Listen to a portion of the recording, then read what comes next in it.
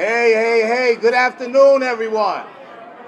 I said good afternoon, everyone. First and foremost, I want to thank God that all of you could come here safe, sound. We're going to have a good time. Before anything else, let me shout out the new Ring 8 president, Ron McNair. Give him a big round of applause. A big round. We're going to have a 10 count for some of our beloved boxing family members that have passed. You know we all lost George Foreman a few days ago, which was an incredible shock.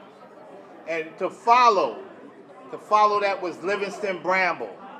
It was like a back-to-back situation. And one of our own members, Danny Giovanelli, he's actually a Hall of Famer, but he couldn't be here, but he's here in spirit. His family's here in spirit. Let's give a big round of applause for that.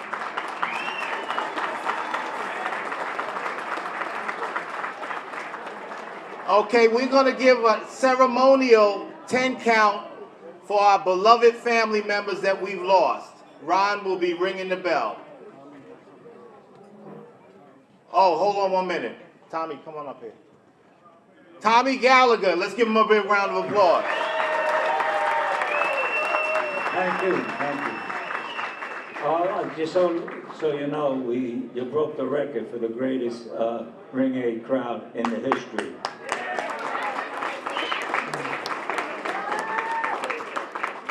On a little bit of a sad note, we lost 3 great fighters. You're too young to even think about dying. Joey Palladino, Mark Wyman, and Darren Zenna. Super duper guys that made the 10 count. And thank you for making Ring 8 with Ron and everybody when we blew them out. They said, no shot, we killed them. So you guys are the best. Coming back in September and December for the next news. Thanks, guys.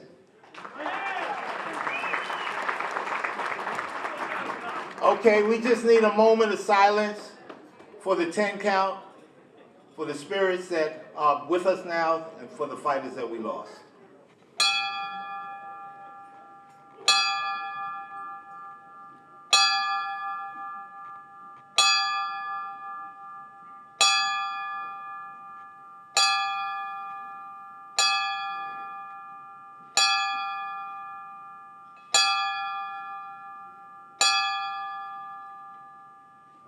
May they rest in peace.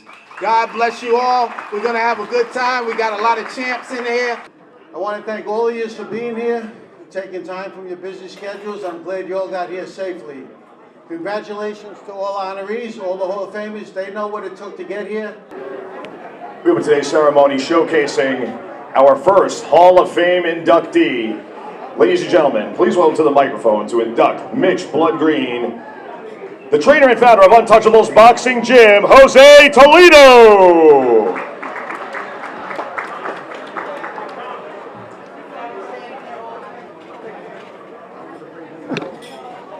You want this one? No.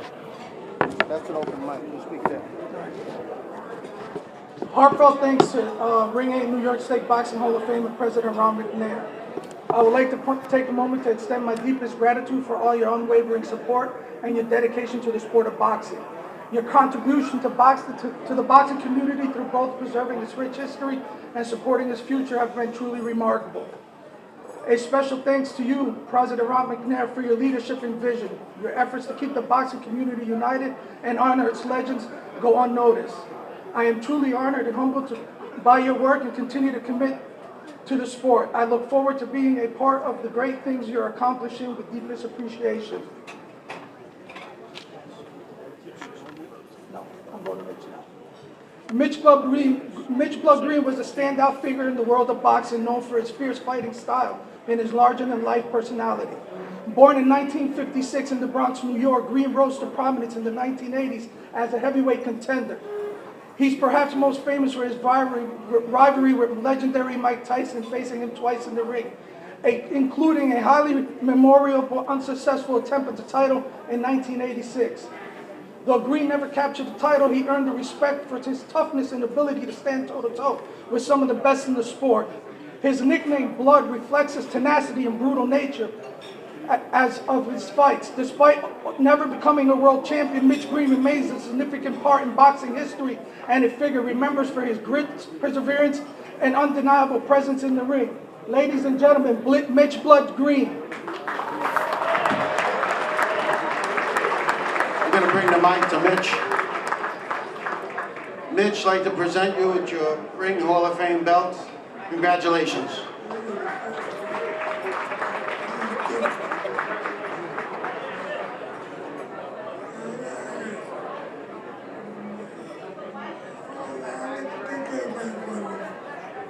Especially my mom, supported me, and my younger brother, my man Spark. Spark on beers and poser. No, and poser. Yeah, they got me tongue-tied. I don't know what to say. Yeah, I don't think that's ever. Considering the dog key, everybody trying to blackball me. For what they're doing to me now is a blessing. Thank you.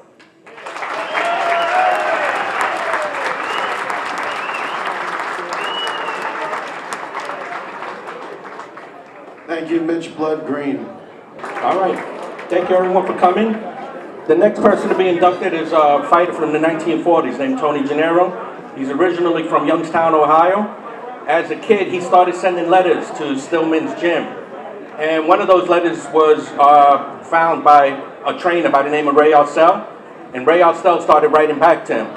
And they developed a friendship. And when Tony Janiro was old enough, he came to New York, started training with Ray Arcel and Frankie Jacobs. Two trainers and managers that we wanted to go train with after Lenny Boom Boom Mancini, who was Ray Mancini's father, and he wanted to have the same trainers as him. Tony went on to have a very great career in New York. He stayed in New York almost up until his final days. Ended up fighting 18 times in Madison Square Garden against guys like Rocky Graziano, Jake LaMotta, Bo Jack, Kid Darrell, and a bunch of other fighters who we may not remember. I have just one little story that I want to share about Tony Janiro, just to give you an idea of how funny he was. When he first came as a teenager, he was sparring, and after the sparring match, he said, "Hey, that guy is pretty good." And his trainer said, "That's Sal Bartolo." And Tony Janiro said, "Hey, Sal Bartolo is pretty good." And then his trainer says, "No, you don't understand. That's Sal Bartolo, the featherweight champion of the world." And then Tony says, "Wow, featherweights are pretty good." So anyway, without much more delay, I'd like to welcome his granddaughter here, Tracy, to receive the belt in honor of his grandfather, Tony Janiro.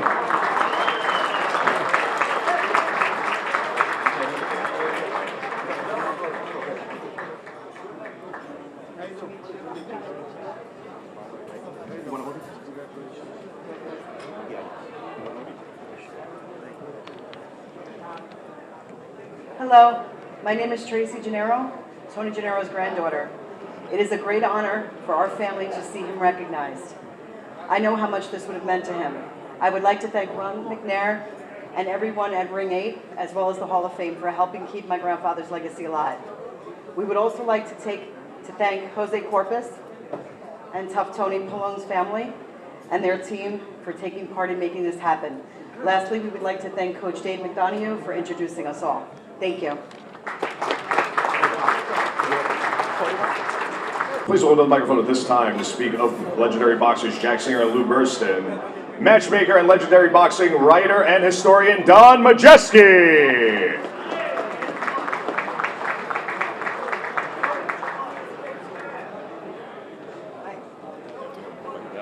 Okay, yes. Perfect.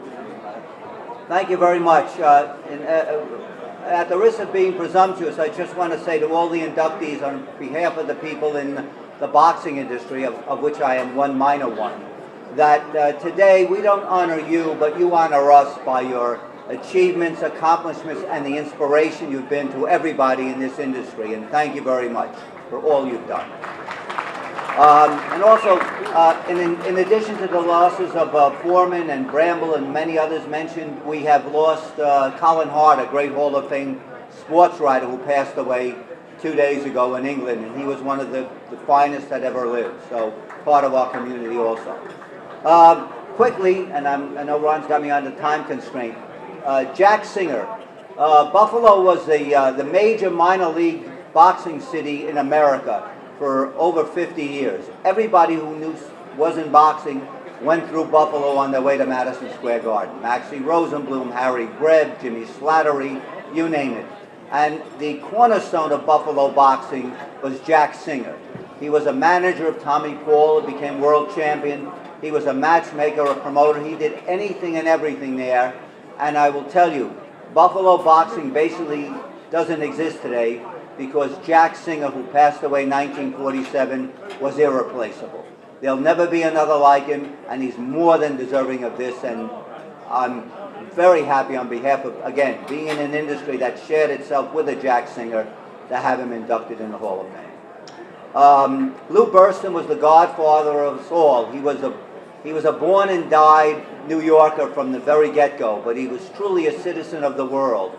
Lou Burston was the great international boxing agent and matchmaker, and through him, all of us flowed. My profession is due much to the existence of Lou Burston, who was the best that ever lived at this industry.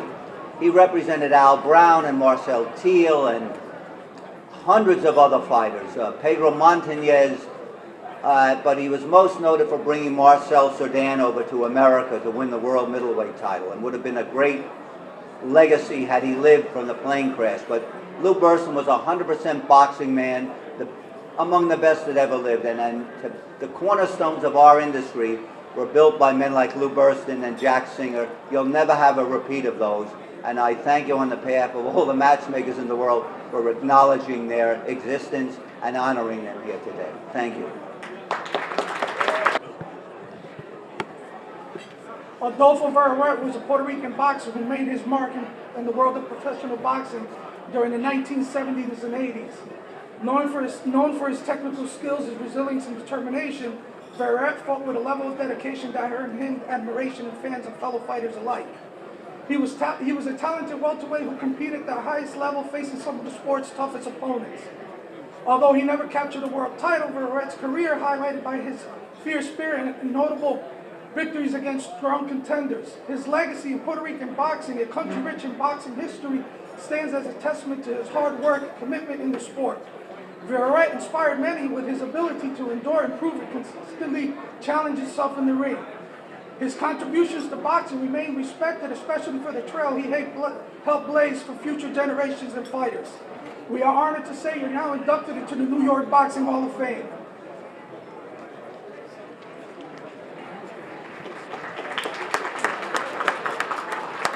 Carmine Fury, a dedicated boxer, made his professional debut January 20th, 1948, and fought until he retired in 1957. Known for his skills, resilience, his tough fighting style, he quickly earned a reputation in the welterweight division. Over nearly a decade, Fury faced top opponents, building strong records and earned the respect of fans and peers. While he may not have reached the fame of some of his contemporaries, his passion and commitment to boxing were clear throughout his career. Fury remains a testament and perseverance in the world of professional boxing. We are honored to say you're now inducted into the New York Boxing Hall of Fame.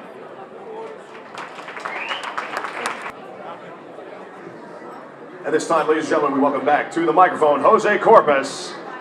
Remarks regarding Joe Glick and Pedro Montinez.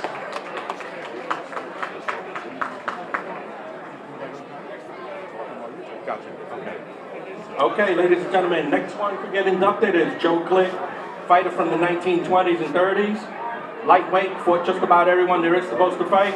Over 200 fights in his career. He started back in the days when they used to be called prize fighters.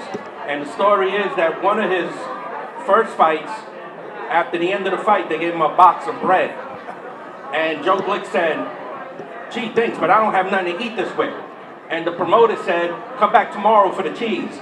So he came back, won the tournament the next day, and he had his sandwiches. That's totally different era. You don't see fighters like that anymore. Joe Glick, welcome to the Hall of Fame.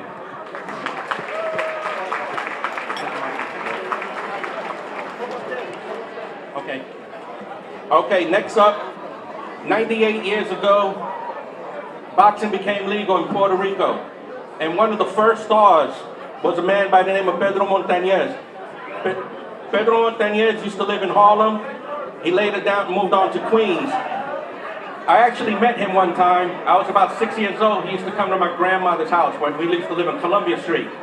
And one day we were outside throwing bottles and just watching them smash. And then all the parents came out and started yelling at us. And I remember Pedro came up to me and he grabbed me by the collar and said, "Hey, never do anything to embarrass your mother." And it's something I always thought about, and I felt like no one here is ever too old to embarrass their mom. So I just felt like that was some good advice. But Pedro Montañez is one of the best to ever do it. It has a stadium named after him in Calle. As a matter of fact, if you ever go to Calle and you see the license plate and it says La Ciudad del Toro, that's named after him. Okay, welcome to the stage now his granddaughter, Debbie Montañez, to receive this belt.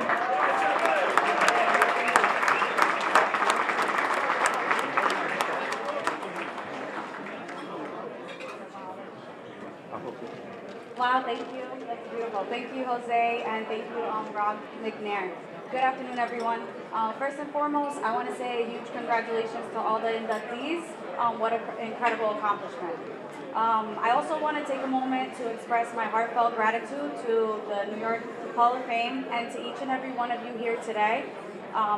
You are the ones who keep the spirit of boxing alive, not just in the present, but by honoring its rich history as well. It's truly an honor to see my grandfather's incredible achievements celebrated in such a meaningful way. Each of you here plays a vital role in preserving his legacy and the legacy of this great sport. On behalf of my entire family, we thank you from the bottom of our hearts. Your support means more than anything in the world. Thank you.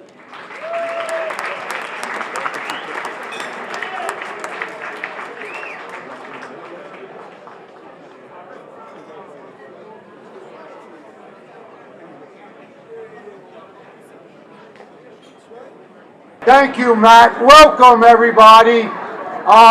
Real quick, I know Ron wants to keep things moving, but when I used to have my union meetings and I would address the membership, they would actually have over and underlines for me how long I was going to speak. So I promise I'll keep this very short. Anyway, good afternoon, and it's great being with our boxing family. This is absolutely incredible. A record breaker. I think, Ron, you may have to look toward holding this at another venue, maybe a small arena. But anyway, let me move on. Kathy Clancy Burke. She began working at MSG's bowling center in 1984 while in college. She then took a job at MSG Network back in 1984. She worked her way up to Director of Production. 1988 began calling the finals of the New York Golden Gloves with her father, Hall of Famer Gil Clancy, for the MSG Network. In 1995, history was made when women competed for the very first time in the New York Golden Gloves, and Kathy, of course, was the one calling the blow-by-blow action. Kathy spent 37 remarkable years at MSG. As an official myself for USA Boxing Metro and then chief of officials, I was so impressed and appreciated Kathy's knowledge of amateur boxing. It was so refreshing to listen to her during the broadcast on Thursday and Friday Golden Glove finals. Many people did not understand the amateur scoring system and the rules that govern amateur boxing. But Kathy always made it a point of educating them, telling them the difference between the amateurs and the pros. It's my honor to introduce Ring 8 New York Hall of Fame 2025 inductee Kathy Clancy Burt.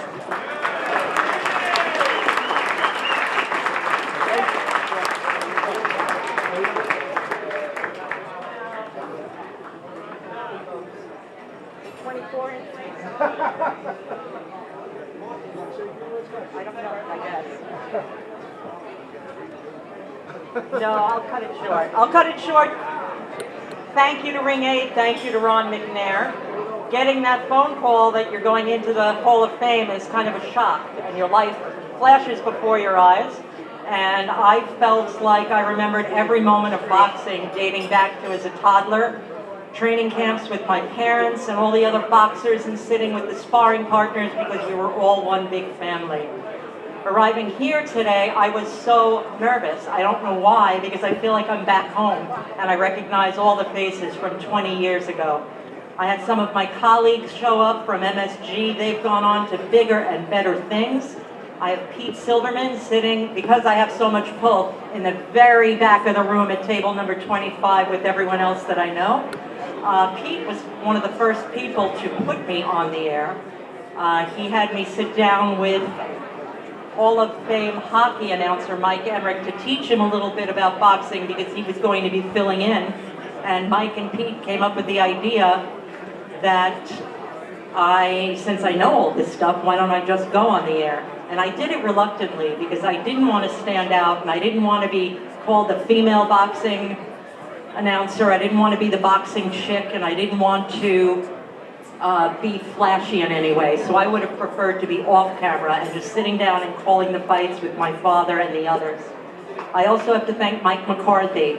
And I don't want to cry here, but Mike was the one who put me on boxing in the beginning to do graphics. And I cut my speech short, but I do have to find that portion, of course. And it's because Mike put me on graphics, I was able to travel and I went on the road to special places like Atlantic City and Callicoon, New York, and the Villa Roma Hotel to do the boxing graphics, but I was driving my father. And we spent so much special time together on the road that I wouldn't have had. My father, in his last days, for some reason, that was something that he was remembering and saying we had so much special time together.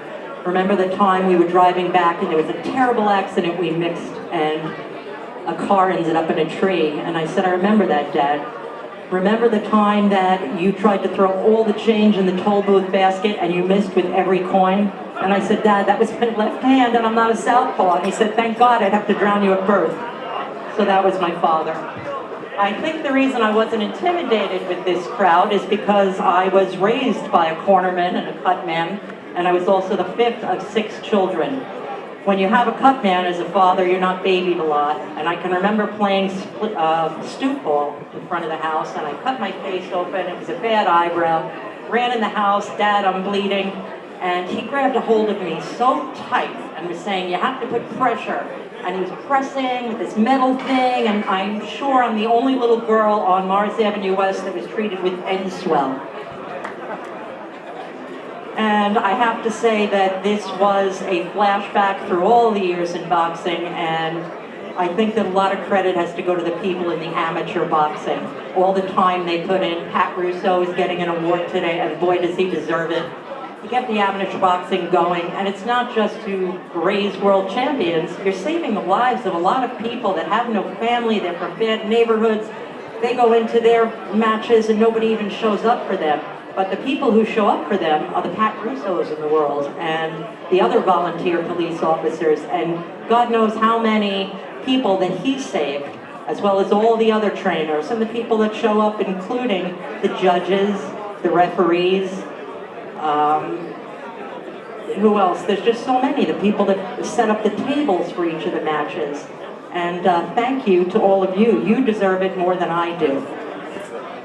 And in closing, other family members that I see here would be Jerry Cooney. He came out of the... Hooray to Jerry. Yay, Jerry. Does everybody listen to Jerry's podcast? Thank you, Jerry. And to Ring 8, what a great organization it is. I have John Gallagher sitting at the Clancy table, and John is the boxing guy that we had for MSG Networks. He was so patient with me. He yelled at me, but that's okay. I can take it. And I want John to join Ring 8. He could be your historian. He knows more than anyone sitting at that table and a lot of tables here. He lives in Queens, so please go over to him. Table number 25, Tommy Gallagher. Go get him, sign him up. That's John Gallagher, no relation to Tommy. But again, to the nominating committee and anyone who is in agreement, thank you. I don't deserve this, but it does mean so much to me.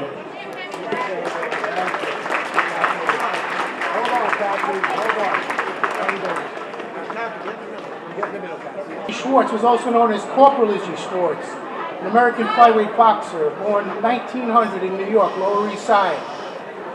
He became the New York State Boxing Commission, New York State World Flyweight Champion 1927 to 1929. Schwartz was known for his tenacity and skill in the ring, earning him the nickname the Ghetto Wizard due to his small stature and fighting spirit. Schwartz had a professional record of 64 wins, 32 losses, 2 draws. He developed his boxing skills as a sparring partner for Frankie Janiro and won several titles throughout his career, including the U.S. Army flyweight title and the Southwest bantamweight title. The 1920s saw spectacular growth in boxing. Ring magazine started in 1922, and Corporal Izzy Schwartz graced the cover twice, February 1925 and March 28. Fan collector Keith Stenchman donated this to Ring 8 Hall to the family of Izzy Schwartz. I'd like to present that and the belt to Izzy Schwartz family. Thank you.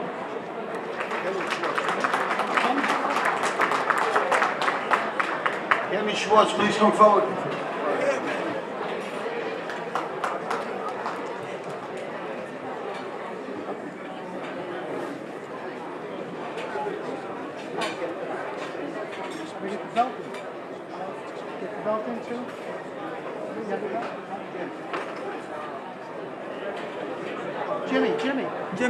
Jimmy. Don.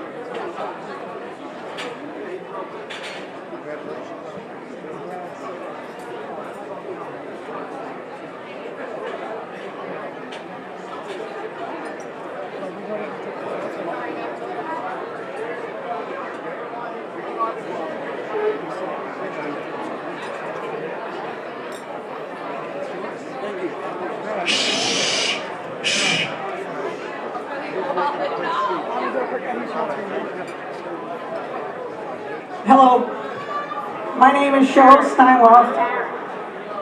I'm the granddaughter to Corporal Izzy Schwartz.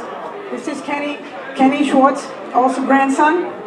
I just want to thank the Ring 8 for inducting our grandfather, Corporal Izzy Schwartz, to the New York Hall of Fame.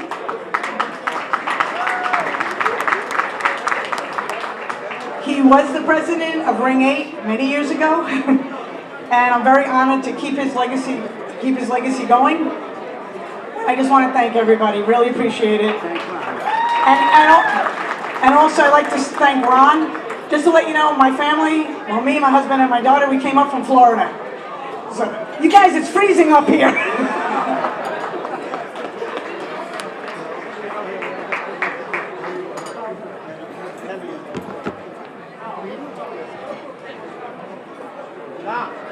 I want to know about Billy Giles' accomplishments as a trainer. Just look in the program. It'll tell you about Camacho, Paulie Malignaggi, Pee Wee Rucker, and other great fighters he trained. And I'll also mention how great an unsung hero he was in the careers of Tommy Hearns and Emmanuel Stewart, whom he first introduced me to. There was a manager, Eddie Walker, who handled such as the Belois brothers and Chalky Wright. And on the occasion of his 40th anniversary in boxing, the Boxing Rights gave him an award. And Eddie said, "I've been in boxing for 40 years. The first 5 were for money, and the last 35 for revenge." And with a guy like Billy Giles, the one thing I can say is he's a pathological optimist. He's been flayed and slayed and played, and he never loses his spirit. He never stops believing that the fight is going to turn out well. He never gives up on the youngest kids or the oldest fighters. He's always there in a positive mode, and I think that's the greatest thing about Billy Giles. And even greater than that, I've been honored to know him for over 50 years, and he's one of the best friends a man could ever have, or a woman could ever have. And I'm sure his family will take it from there. It's my privilege to induct Billy Giles into the New York State Boxing Hall.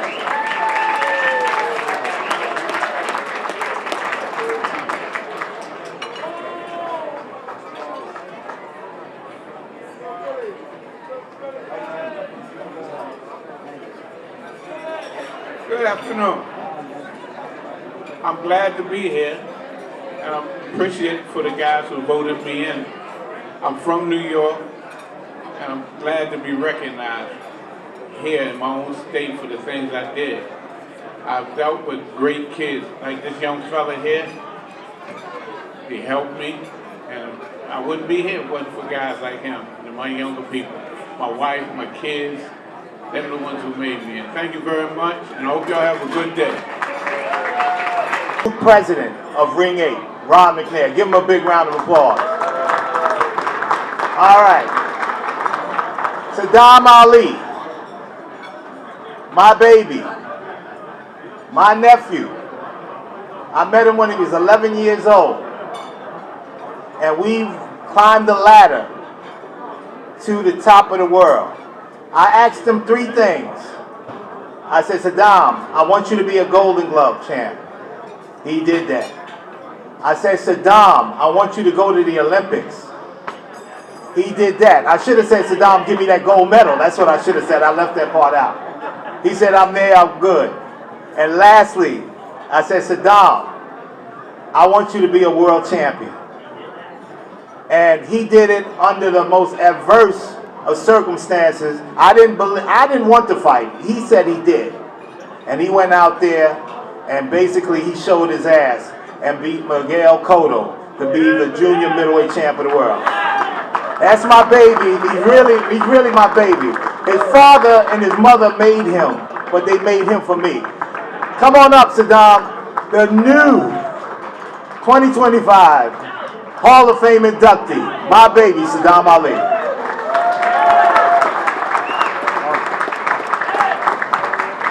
Thank you. Thank you very much.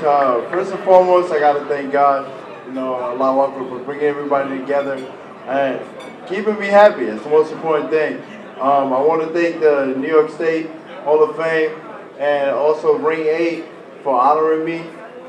It's amazing. Boxing is my life. Boxing is what I do. And I want to thank everybody here for just showing the support. Boxing is just in my mind. It's always going to be there for the rest of my life. And I love it, so thank you, everybody.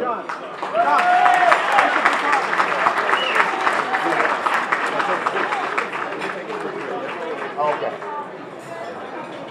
In Levittown on Long Island in New York, Gene was the youngest of 6 children. While the darling of the family, very early on, he learned to stand his ground, win at all costs. While always driven, he was a fun person who loved to enjoy the moment and his family. Gene was always a dynamic personality, a good and loving person. His driven personality helped him become a wonderful husband and father. His competitive edge carried through in pickup games and boxing. His successful boxing career included winning the 1977 New York Golden Gloves, turning professional in 1981, winning the WBC Continental America's Super Featherweight title in 1988 at Madison Square Garden. Gino retired in 1990 with a very impressive 31-3 record, 22 coming via knockout. The success Gene had in the ring carried over into his next career. being a dedicated, hard-working iron worker. Gene is always deep in everyone's hearts and memories. It's my honor and privilege to introduce Matt Gelamino, the son of Ring 8 New York Boxing Hall of Fame 2025 inductee Gino Gelormino.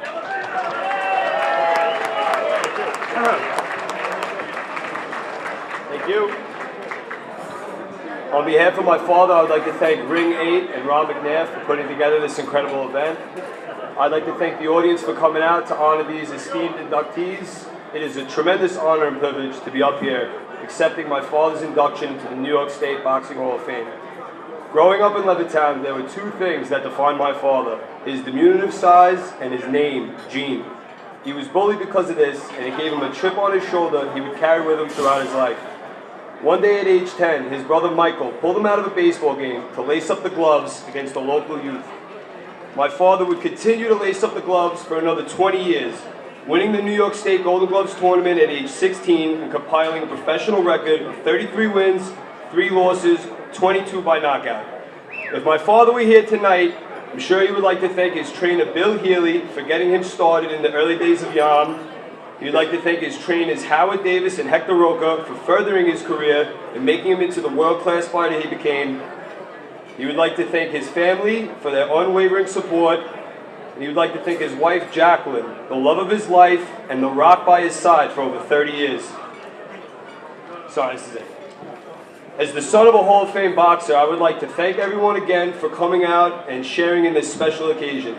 I would like to thank everyone who pushed for my father's induction and making this all possible. It truly is a tremendous honor.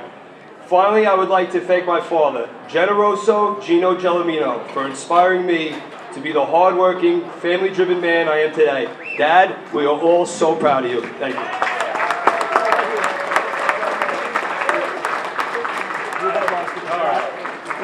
Yeah, thank you.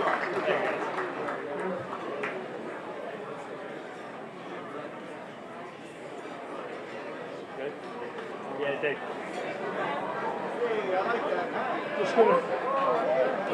Just gonna put that on. Mike Marley obviously wore many hats, but this one became a trademark for Mike at some point in his career. Okay, the first time I met Mike Marley, we were in college. I was a freshman. Somebody said, Mike Marley's going to New York for the Ali Frazier fight. I said, great. He's got his full-on Superfly outfit on. Wide brim hat, I think leather pants, platform shoes. I say, okay. Anyway, we don't see Mike for another month. Mike's filing these stories from New York for the student newspaper. It's like a teenage Jimmy Cannon or something. So no surprise when the Post hires Mike Marley as a boxing columnist a few years later. New York City in the 80s, golden years for boxing. For the writers, Wolfman Katz, Michael Katz, we recently lost. Wally Matthews was here, being honored. Phil Berger, Dave Raffo, Fast Eddie Schuyler, many more. Some really good rivalries there, but they all knew they were in this together, and the competition made everybody better. So Mike squeezed a lot of accomplishments into his time in New York, pulling off a rare double. I would say winning 3 Emmy Awards with Cosell's ABC Sports Beat, and also managing 3 world champions. Asterisk there, since Mike never cashed in on those titles, combination of him either not being cutthroat enough or just plain bad luck. Everybody has Mike's stories, but here's a couple things I think everybody should know about Mike Marley. Number 1, Mike had a heart of gold. He advocated for pensions for fighters. There's no fight game without the fighters, and he was definitely on their side. They needed legal advice, Mike gladly helped out. Yes, Mike Marley was also a practicing defense lawyer, but that's a story for another time. Secondly, Mike was at the forefront of women's boxing. Long before he worked with Don King to promote Christy Martin. In the 90s, Mike wrote about women in boxing.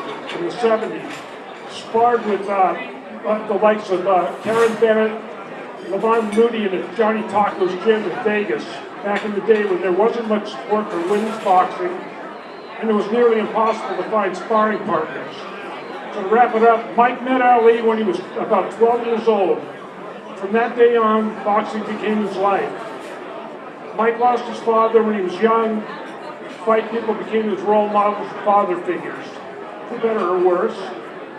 And everybody here, you're basically Mike's family, along with Nancy, his sister-in-law right here. And I, for one, really wished he was here, still with us. He would have loved being here and seeing all of you. Mike was Irish, but like the Italiani say, it's all about familia. Thanks. Ladies and gentlemen, Dimitri Salita.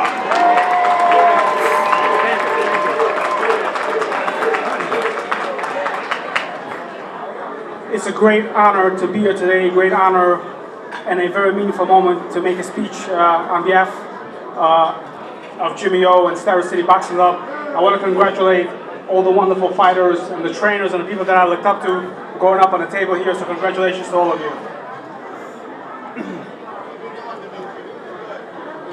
Jimmy O was an incredible man. He had many great sayings.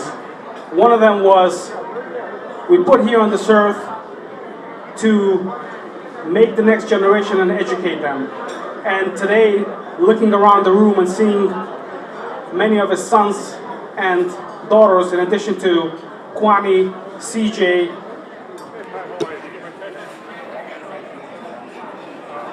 Shantae, James, and Raven, he has many surrogate sons and daughters that he raised. And we're all very grateful to him for that. Jimmy O inspired many, but he had a difficult life. And at times he would drive around New York City and he would tell me that he grew up during segregation and he wasn't allowed to go to the front door because of the color of his skin. Yet, years later, he was able to use these incredible lessons to help those around him. Myself, a Jewish kid from the Soviet Union, an immigrant, very early on in my American development when I came to Starrett City Boxing Club. Nirmal Lorik, one of his first students that fought in the Olympics. Andre Rozier, a great trainer that came through Starrett City Boxing Club. Keisha Snow, one of the first women fighters ahead of her time. Let's give a round of applause for Keisha Snow.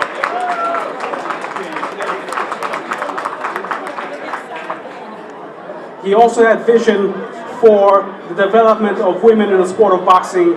Robin Taylor, Malvina Lathan, Sparkle Lee. He used to invite all these incredible women to Starrett City Boxing Club to practice their craft when they did their thing.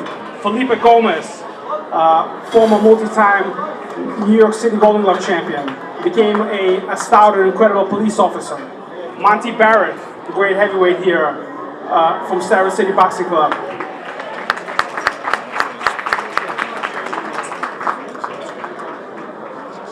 Felix Delgado, a great trainer. Santiago, sorry. A superstar for sure, and I apologize if I left anybody out. But Jimmy O, Greg, trainer from Bronxville, New York, Starrett City Boxing Club. Jimmy O taught us to be all that we could be, to make the best of ourselves. Don't be a turkey, he would say. Right? See you later, turkey. All right, turkey. And years went by, and I asked Jimmy, what does it mean, turkey? And Jimmy said, turkeys flop. They pretend to fly. We want you guys to soar like an eagle. Don't be a turkey, be an eagle. One of the most meaningful and challenging moments in my life was to put a quote on Jimmy's tombstone that symbolized his life. And he was such a great man that there really is no justice. But the one that I picked is, inspired many to soar like eagles and not float like turkeys. Thank you, Jimmy O.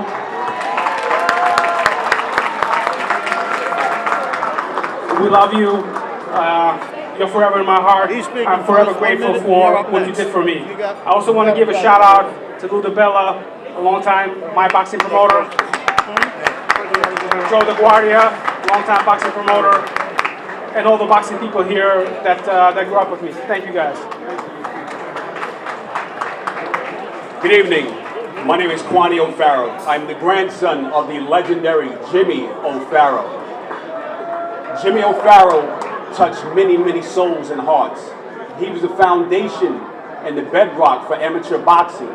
He created, just out of these four walls in Starrett City, Brooklyn, he created over 35 amateur and state champions. Now, he also was responsible for over 40 world championships that he did out of a garage, out of four walls. Now, I can't be remiss. He didn't do this alone. He had some extraordinary coaches behind him and side by side pushing him forward to do some extraordinary things. Starrett City Boxing is one of many. It is going on its 50th year in existence. 50 years as an independent boxing club. That means a whole lot. And I want to thank my family. I want to thank my wife, who's the president and CEO of Starrett City Boxing. I also want to thank my board, Willie Vargas. I also want to thank Byron McCrae. I also want to thank my brother Hugh Again. I also want to thank my family, Shantae, my brother, my daughters, and family who came out. Now, just one more thing, and I have to correct you, Dimitri. It's Grandpa's saying, just real quick, just hold on real quick. He said, if you hang around turkeys, you cannot soar high like eagles. Thank you.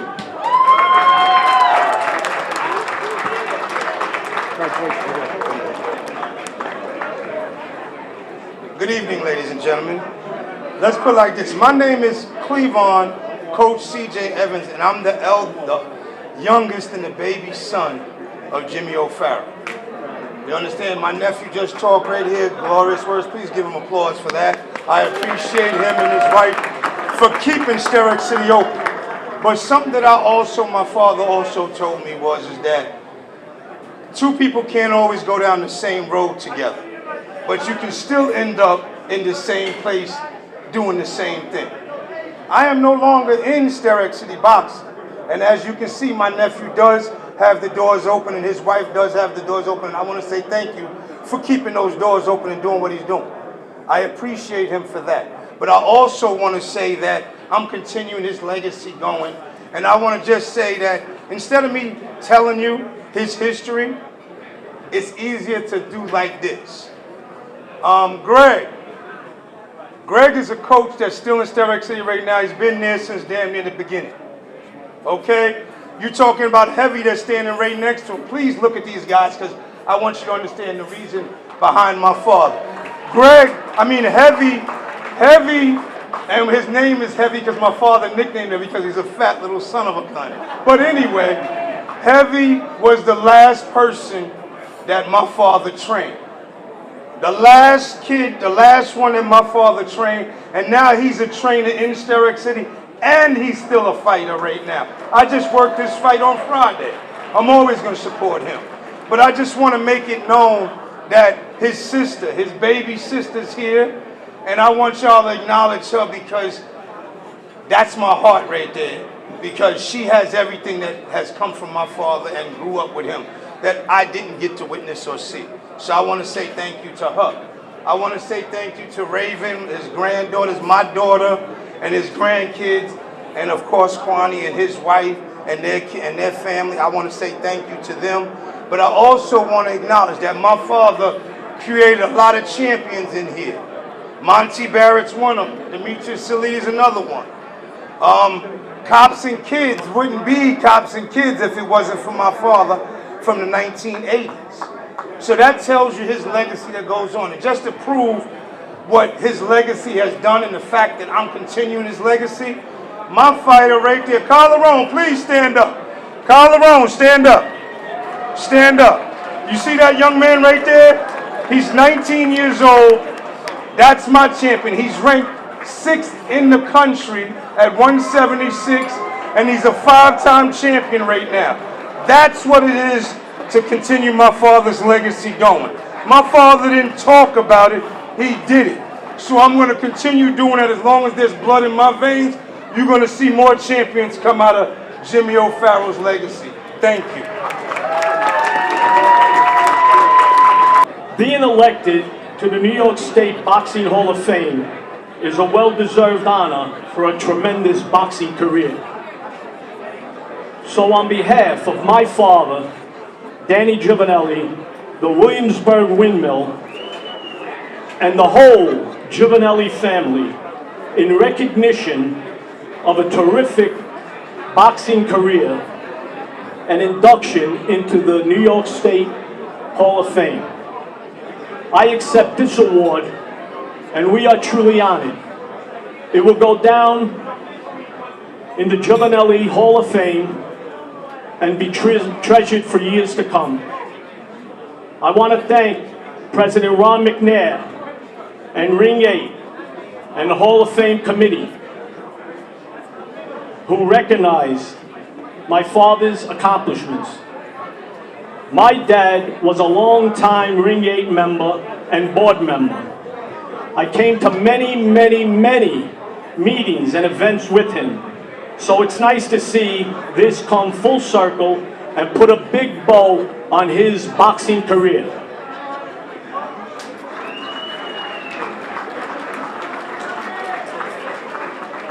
My father was a tremendous father and a terrific fighter. So thank you again for an honor well deserved. Now I'm going to hand it over to my son, Nicholas, Danny's grandson, because I don't want to get too emotional. Thank you very much.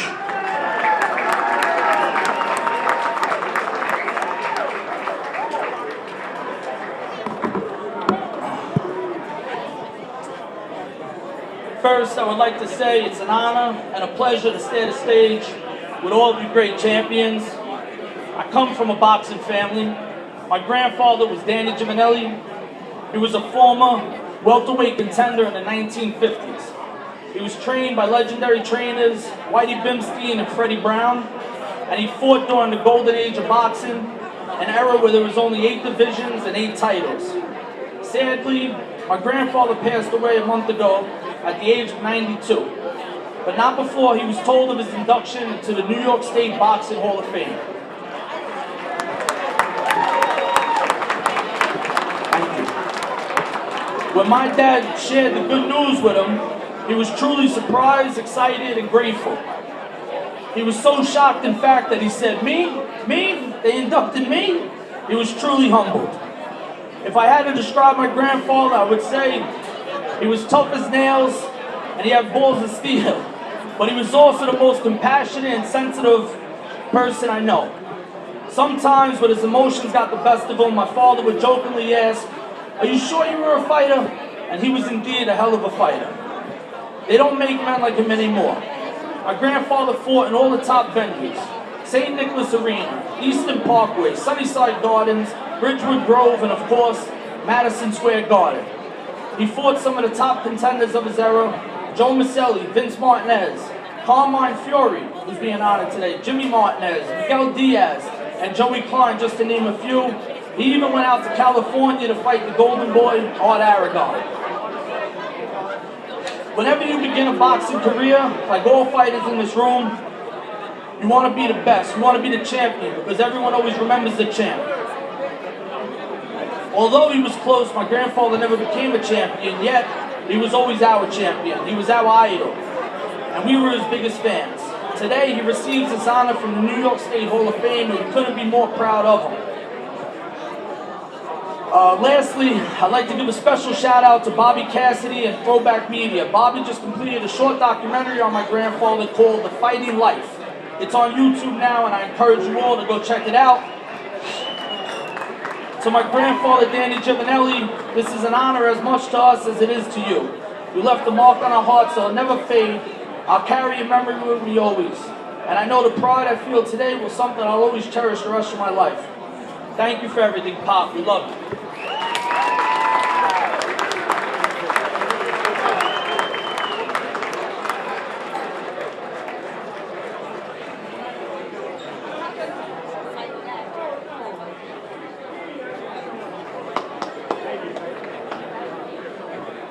Inductee Chris Algieri first, trainer and manager of champions Andre Rozier, and 1988 Golden Gloves champion who fought his way through law school. His shows have been broadcast on TV and all platforms of media worldwide. Coming off last night's Rock and Fights 50 of the phenomenally successful Rock and Fight series, the CEO of Star Boxing, Joe DeGuardia. All right, here we go. This next young man, hello, just a minute. Hello, I know we're having a good time because everybody's laughing, but I just want to say these few things. This young man, I used to watch him when he was a world champion kickboxer. And a lot of guys in my gym used to say, oh, he's just a kickboxer, I could beat him, this, that, and the other thing.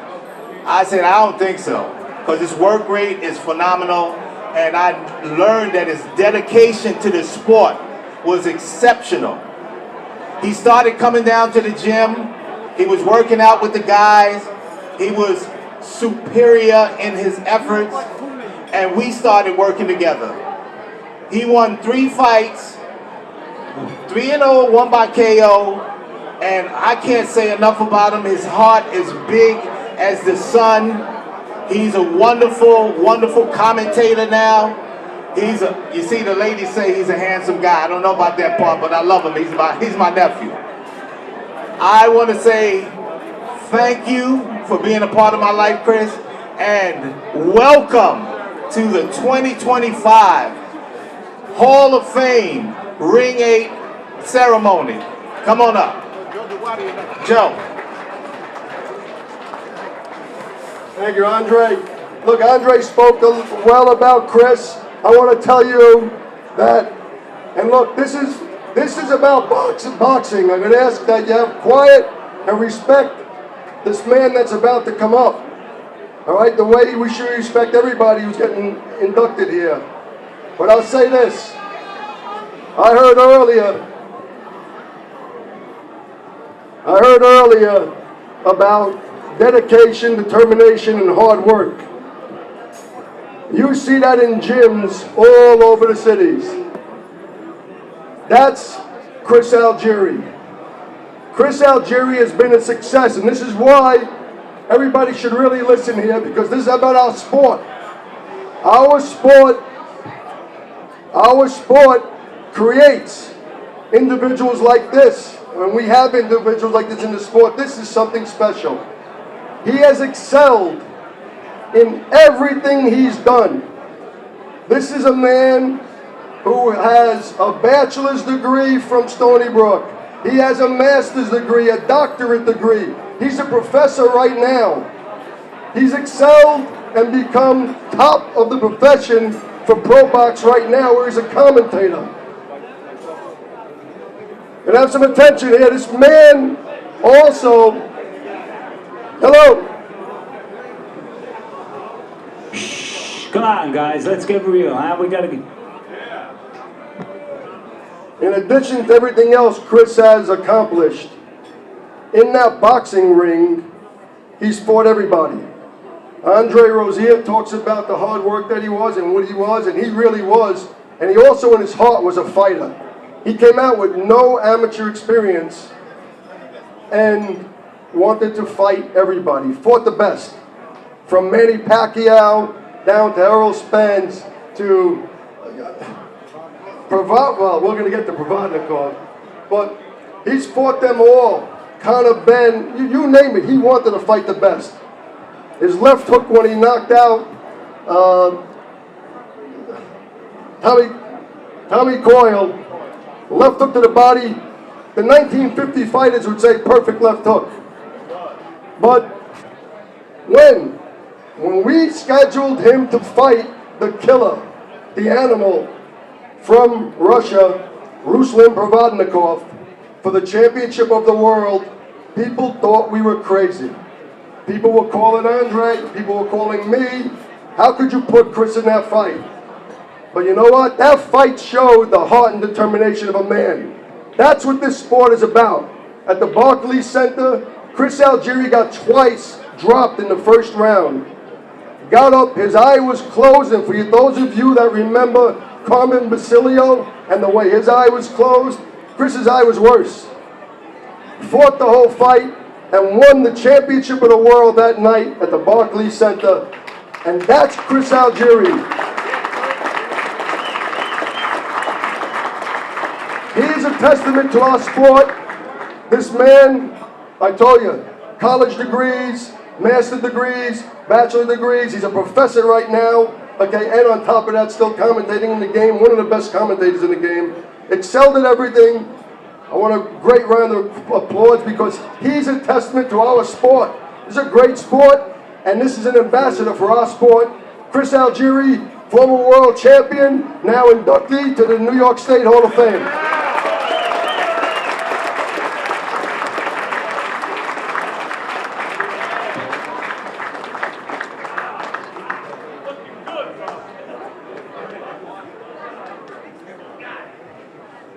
All right. I'm going to keep this quick. Everybody's enjoying their food. Everybody wants to get back to chatting and talking. I want to thank you, Andre Barzier, for the kind words, heartfelt. You got to see me firsthand in the gym, sweating, bleeding, in the ring, all of it. Rumble King. Joe DeGuardi, thank you for all the kind words. You hit all those spots. You did miss one, though. I am a two-time author as well, so you see, yeah, no, you got a lot of those on there. But, and, you know, just like Joe said, this is a fantastic sport, and it's full of fantastic people, and there's so many characters that you come across throughout a boxing career, and I have had so much fun from the beginning and to the end because of all the people that are involved in the sport. Yeah, it's a great sport, yes, it's competition, but the people are what it's all about. All the people that are here today who came out, I'm blown away. I've never been to one of these. I was seeing pictures on the way here. I actually came in, I landed about an hour ago in JFK. I worked the show last night. I'm late to everything, right, Dre? Except for the gym and for school when I was in class. So, of course, I was going to be late to my own induction.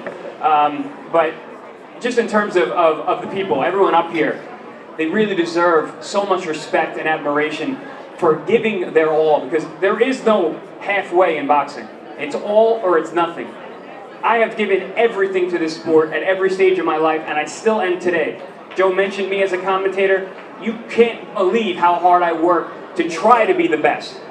I'm not there yet, but I'm always shooting for it. That's exactly the way I fought. That's exactly the way I carried myself in school. That's exactly how I'm going to carry myself for the rest of my life and the rest of my career in this sport. Because as I was when I was competing, I am still dedicated wholly to this sport. I will give everything, every ounce of blood in my body to this sport because it deserves it.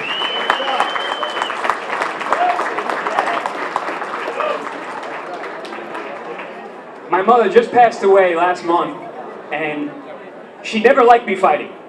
She hated it. She asked me all the time when I was going to stop. And then one day, or one fight, I broke my hand. And I got a titanium plate put into my knuckle. And I woke up the next day after the surgery, excuse me, and she called, my nickname was Kiki. She pats me on the thigh and she goes, well, Kiki, you got that thing for life. So you better make this thing work. And from then on, she never questioned my fight career. From then on, she knew that I was all in, that I wasn't turning back, and I was going to achieve everything that I wanted to do. And I know she's up there watching. I know she's proud because I did achieve everything that I wanted to do. And this is just one more feather in the cap for me. I'm truly honored. Thank you so much, guys, for thinking of me. Thank you so much for allowing me to be here today.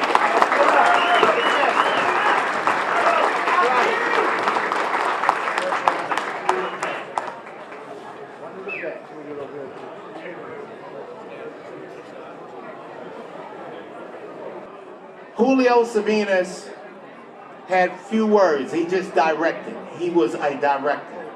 He told the kids, you're going to do it this way because this is the way it works and this is how you're going to better yourself in life. All I can say is, Poppy, I love you. You deserve this as much as everybody else. And I want you to come on up and get it.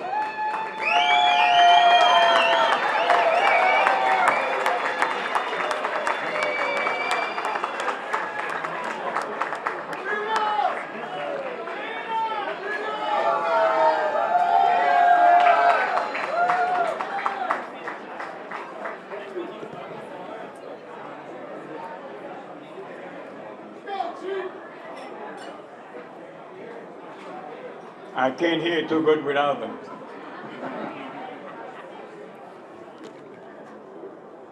Wow, from the lower east side of Manhattan to this is not easy. First of all, I would like to thank the president of Ring 8, Mr. Ron McNeil, and all the Ring 8 staff for inducting me into the Hall of Fame. It is a great honor. Thank you. Thank you. And thank you. My name is Julio Albino Salinas. Salinas is a nickname that my boxing coach gave me. You see, there's a town in Puerto Rico called Salinas. My beautiful wife, she comes from Salinas. Now, my boxing trainer was from Salinas, and he knew all of my wife's relatives. So he started calling me Salinas. And here I am, Salinas. In the boxing world, I am Mrs. Salinas. I was born in San Germán, Puerto Rico, and my parents moved to New York when I was 7 years old. It's not easy. And we live in the Lower East Side of Manhattan. I grew up and went to school in the Lower East Side, Manhattan. I am a retiree from the postal worker and a sergeant, a staff sergeant from the Army National Guard.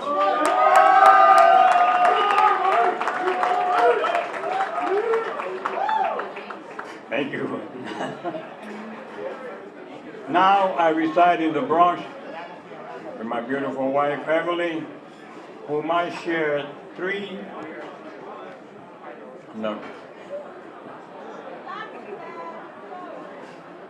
children and 9 grandchildren with. I began boxing in the famous Costa Amado gym, the 14th Street gym, the Empire. Years later, I moved to the 28th Street boxing gym, Mr. Clancy's gym, the Telstar. Later on, the name was changed to the Solar Boxing Club. That's when I started training boxers and hanging out with the old timers and asking them questions. I became a good coach, the best.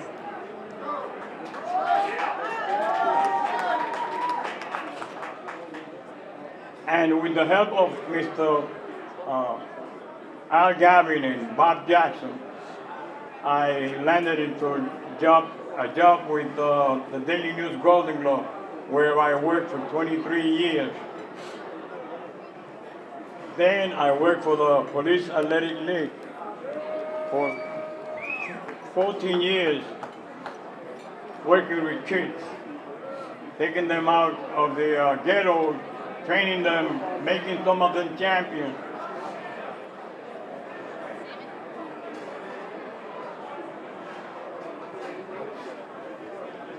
Keeping them in the gym and off the street. There's a few of them, these kids sitting on this side, now grown-ups, and I was part of their life, and I'm very proud of them.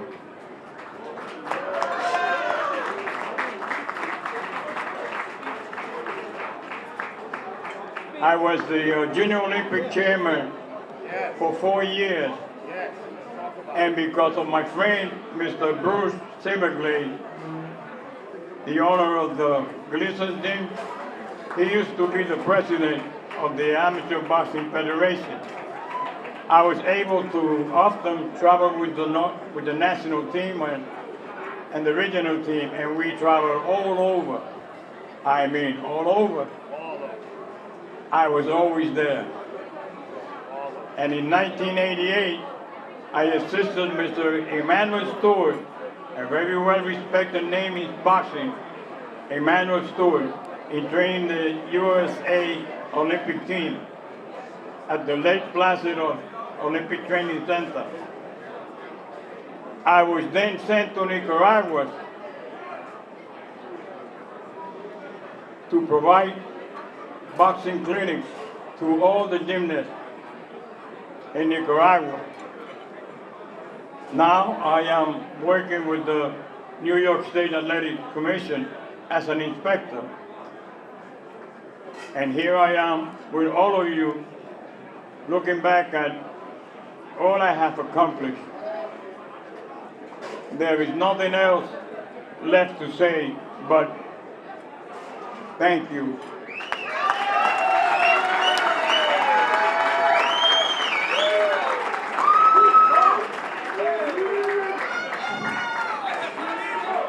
Thank you to the Hall of Fame for this great honor. Thank you. And thank you to everyone who was an important part of my boxing career development. Thank you. And of course, thank you to my beautiful wife and my family for putting up with me and friends and for their support. And thank God for all this. Remember that he's the big man in charge and he loves you like I love you. Thank you. Ladies and gentlemen, next up is Mr. Willie Jack Dunn.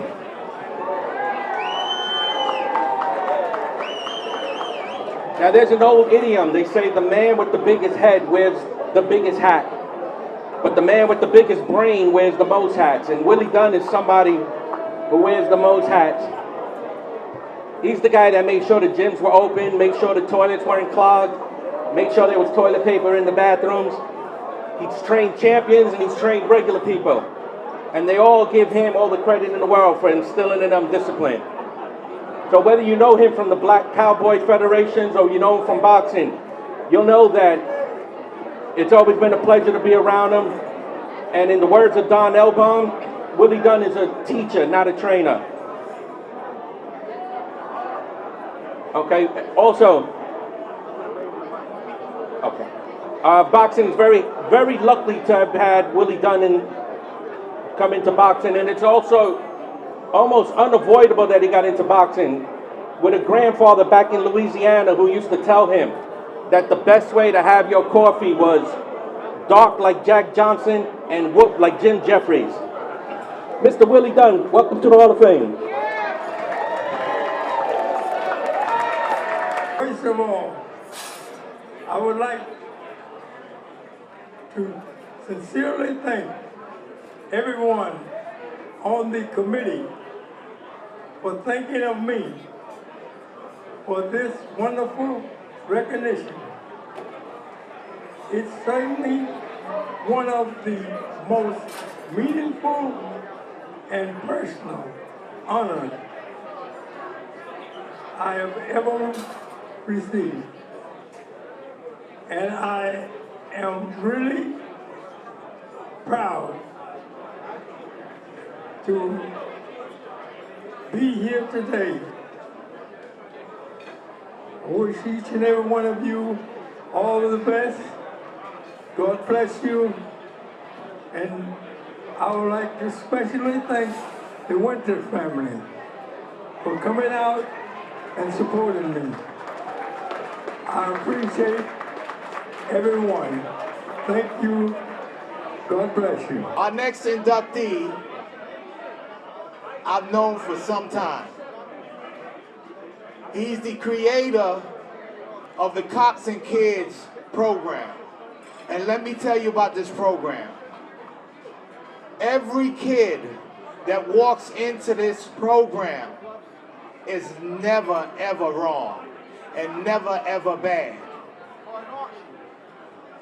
Pat has a way of solving like every problem. It's amazing, and I honestly, I couldn't believe it. He made my attitude towards problem solving a lot better. He doesn't have to do what he does.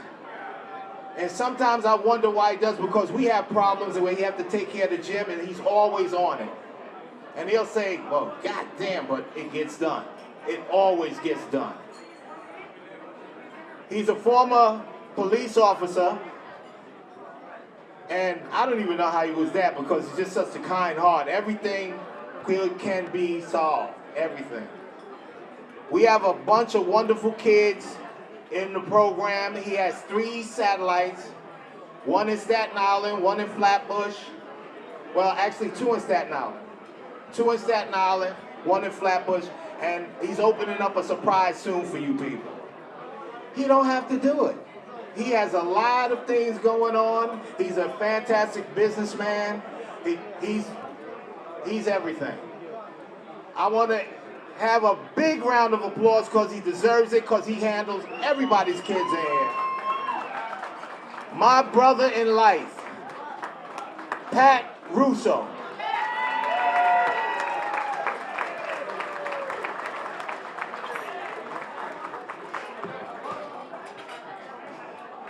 Thank you, Dre. Yesterday morning at about 7 o'clock in the morning, I received a text. The text was a video of an interview that the late, great George Foreman did in 2015. During the interview, George Foreman said that not only him, but Muhammad Ali and Joe Frazier came out of PAL programs throughout the country. In other words, cops, when they were on the streets getting in trouble, cops came to them, took them off the streets, and made them the great world champions that they are today.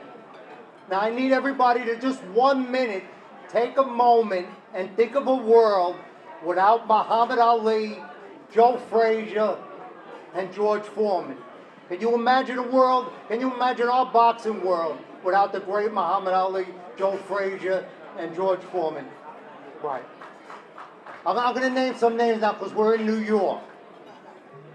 Carlos Ortiz, Vito Antifermo, Junior Jones, Kevin Kelly, Marcus Brown, Kid Stark, Christina Cruz, Chris Colbert, Richardson Hitchens, Nikita Abadi. There's just too many to mention, and I apologize. Rashad Mati and my protege, my girl, Nisa Rodriguez. Can you imagine New York without those names? You can't imagine it. If it wasn't for PAL and Cops and Kids program, there'd be a tremendous void, not only in this room, not only in boxing, but in the world. Because these are all great people that went on to not just do great things in boxing, they went on to do great things in the world. And when I got that post, when I got that text, I originally ripped up my speech. Because my speech was about talking about things that we did, the NYPD team. I don't want to talk about the past. I want to talk about the future of boxing. And without amateur boxing, without free Cops and Kids program, there's no more Ring 8. There's no more Hall of Fame. There's no more boxing in America. There's no professional boxing. So we all got to give back to the amateurs. We got to give back to the kids if boxing is going to have a future. And you know what? If New York is going to have a future, we got to get to these kids before the streets get to them. And that's why I'm challenging right now. The NYPD, we do it. We have a Cops and Kids program. I see the sanitation is here. I want to see a sanitation and kids program. I see the fire department is here. I want to see a fire department and kids program. We got to open up more free programs. I see my correction officer, my mentor, my man, Gary Stark, correction officers and kids program. We got to get to these kids before the streets get to them, and I'm telling you right now, we're going to do it. And Dre says we got a surprise for you. We're in the process of building a spectacular 13,000 square foot gym, youth center, Cops and Kids, Bronx Legends program in the Bronx. 13,000 square feet for free. We're going to take these kids off the street. We promise we're going to do it. And we promise we're going to have a gym in every borough of this city. And I'm telling you right now, we're going to keep that promise. God bless you all.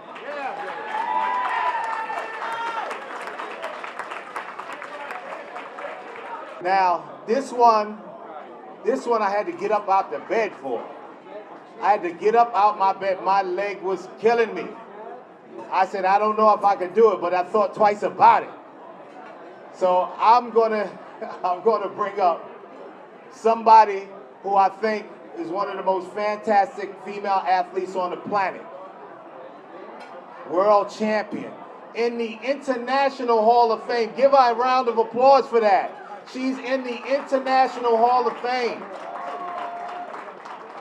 We had to celebrate her here at home. It only made sense.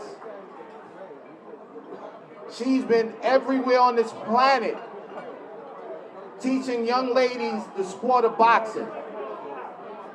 I can't say enough about her. She is a wonderful individual, a fantastic human being. I wish she was my wife. I'll tell you that much. But anyway, I want to call up Alicia Ashley. Come on up, darling.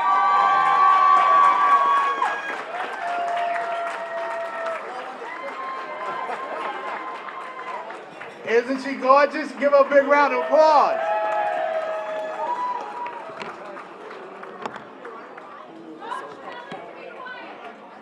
Quiet! Thank you, Andre. All right, I want to thank Ring 8, its committee, and the New York Hall of Fame for nominating me and giving me the recognition and this honor. I need to say, what took you guys so long? And why is my blurb in the book so small? I'm going to have to correct that right now.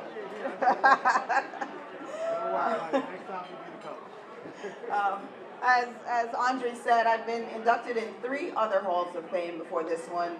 The New York City Golden Gloves, the Women's International Boxing Hall of Fame, and 2 years ago into the International Boxing Hall of Fame. So I'm very happy to finally get inducted into New York, where it started for me.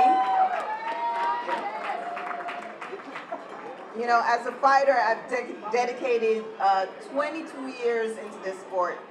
A sport I originally had no interest in. For those of you who don't know my backstory, I started out as a dancer, my first love. And I danced for 15 years before injuries derailed that career. And I ended up transitioning into karate, kickboxing, and eventually boxing. In fact, I only got into boxing to get my hands better for kickboxing. And once in this sport, I realized it was so much easier to do, and I was getting lazy. So I stayed in boxing. But I started boxing at age 28. And I turned pro at 32. And at that time, I could not get a promoter, manager, or anyone to take me seriously because at age 32, majority of the fighters are actually retiring. So no one wanted to take that chance with me because they didn't want to put that money out to, they figured they wouldn't get anything back in a few years. I would retire, that would be it. 18 years later, as a professional boxer. Right. So what I achieved in my boxing career, of course, 3 New York City Golden Glove titles, 2 USA National titles, being the first woman to win a featherweight U.S. National title. First woman. 3 Golden Glove records for the oldest female to ever win a world boxing champion, and then the oldest person, male or female, beating out Bernard Hopkins, I might say. 6 world titles, fighting in 13 countries, 4 continents, North Korea. Will not go there again, thank you. But I've been around the world because of boxing, and I really want to thank this sport that welcomed me, because my record isn't as stellar as other boxers, you know what, promoters and championing for them and starting out their careers. But I have respect worldwide within the sport. Not the type of television coverage that they have today, but people are respecting me, needless to say. Right. I would like to start my acknowledgement with a person who, without realizing it, was instrumental in my style of fighting. My poise, my grace, my movement, my elegance, and that is my father, who I followed into dance. I wanted to have the career you did in dance, and you know, had those major injuries that derailed that career, but I took what I learned from dance and put it into boxing. And anyone who knows me as Slick, and it's all because of dance, and of course you, Dad. Right? I want to acknowledge all the strong women that started me in my career. My grandmother who raised me, my mother who came to the U.S. to bring us up here to make a better life for her children. Through my mom and through those women, I learned perseverance, I learned dedication. I learned it was just like, never stop. You are your own champion. And I learned that from these strong women in my life. I want to thank the various trainers and coaches that I had throughout my career. Of course, the Guzman brothers who are here, Luis and Joan Guzman. The late Hector Roca, who helped refine my style. And of course, my big brother, my big little brother, Devon Cormack. You know, from a very young age, before I got into dance, he wanted me to get into martial arts with him and my brothers, but they were crazy. They were beating each other up in the backyard in Jamaica, and I did not want any of that. But I eventually joined in martial arts once my career in boxing was over. Followed you, got second degree, black belt, kickboxing after that. I actually got into boxing only to get my hands better for kickboxing, but I stayed into this sport, which I eventually fell in love with. He's the one that brought me to Gleason's Gym, where I met, of course, Bruce Silverglade, who helped and was a champion for all the women in your gym. No woman came into your gym feeling second. You made room for us, and we kind of took it over after that, right?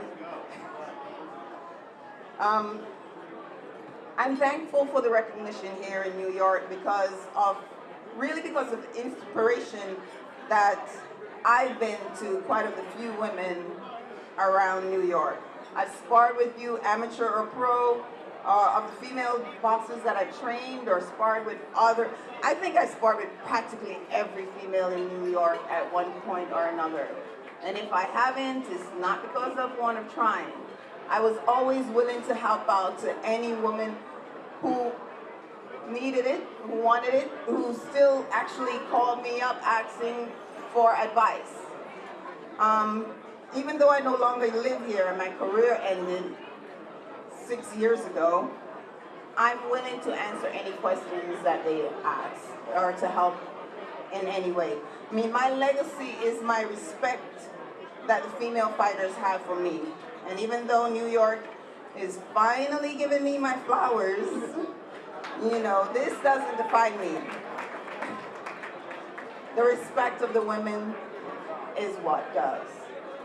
Before I go, I want to commend all the women who have now thus taking up the mantle and moving boxing forward.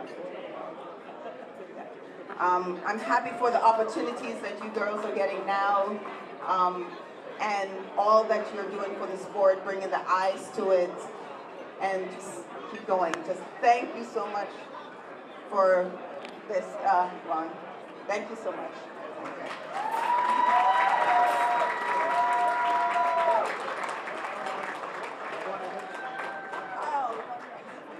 That's all right. This is even better.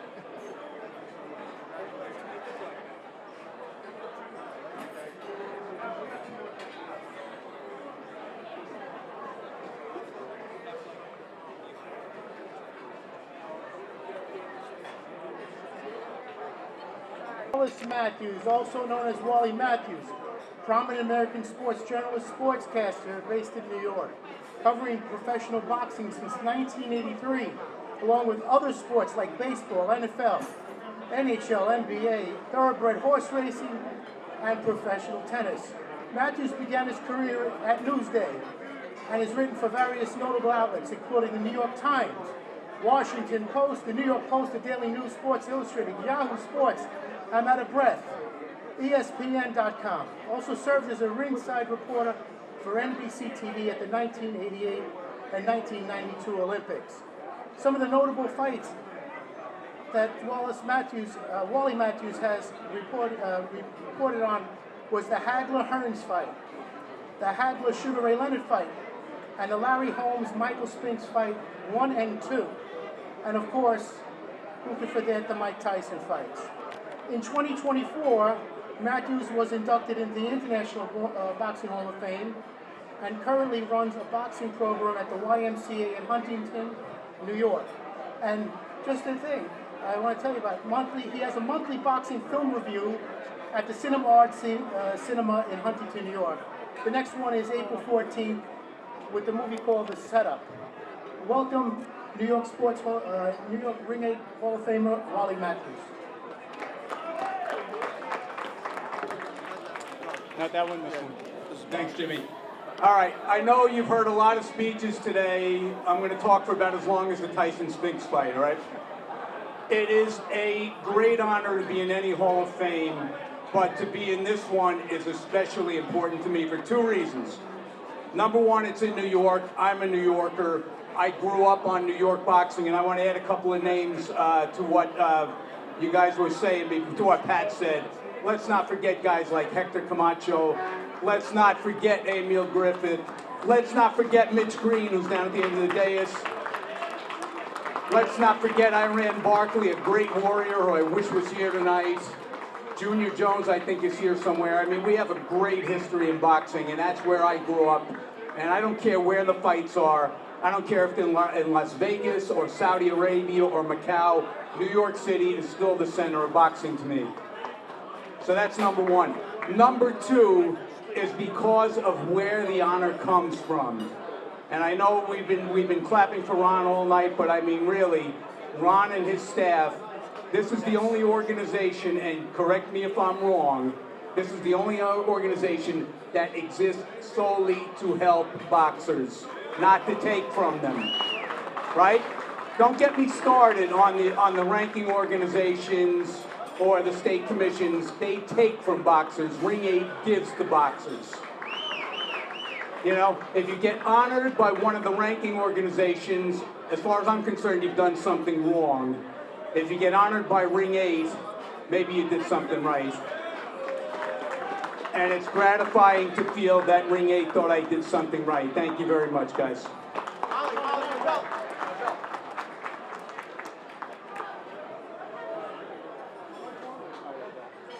Before we bring up our next inductee, ladies and gentlemen, we'd like to acknowledge the presence of a very special guest here this afternoon. Olympic boxing gold medalist, light heavyweight and heavyweight champion, ladies and gentlemen, Michael Spinks!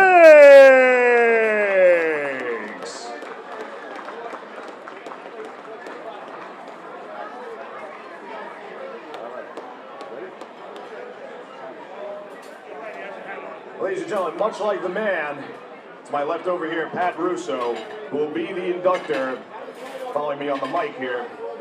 Our next inductee does indeed change people's lives.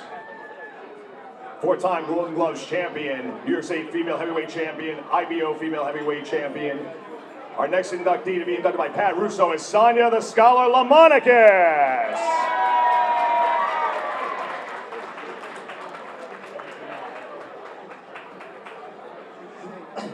When she's threatening me. She's threatening me. Pull HR. When Sonia asked me to introduce her, I was surprised, and I like kind of teared up. I seriously did. Only because me and Sonia have a love-hate relationship. During the NYPD fights, we became very close to becoming the main event because Sonia is a teacher and Sonia is a stickler on rules. And being a police officer, sometimes we try to get shit done and skirting the rules. And with Sonia around, you don't do it. Everybody knows what Sonia did in the ring, but it's what Sonia does outside the ring. Sonia's the first one there, every amateur fight. Take this weekend, for example. Friday night, she's in Queens, the Electric City Hall. First one there, 4 o'clock, unloading her car, setting up the place. Last one to leave, loading back up her car. Saturday morning, she's driving up to Poughkeepsie. How many hours is it up to Poughkeepsie? 14 bouts. And the things that she does behind the scenes to make USA Boxing Metro the strongest LBC in the country, Hall of Fame, at least the Hall of Fame she deserves to be in. Not only for her boxing abilities, for the person that she is. My friend, my boxing wife, Sonia Lammonicus.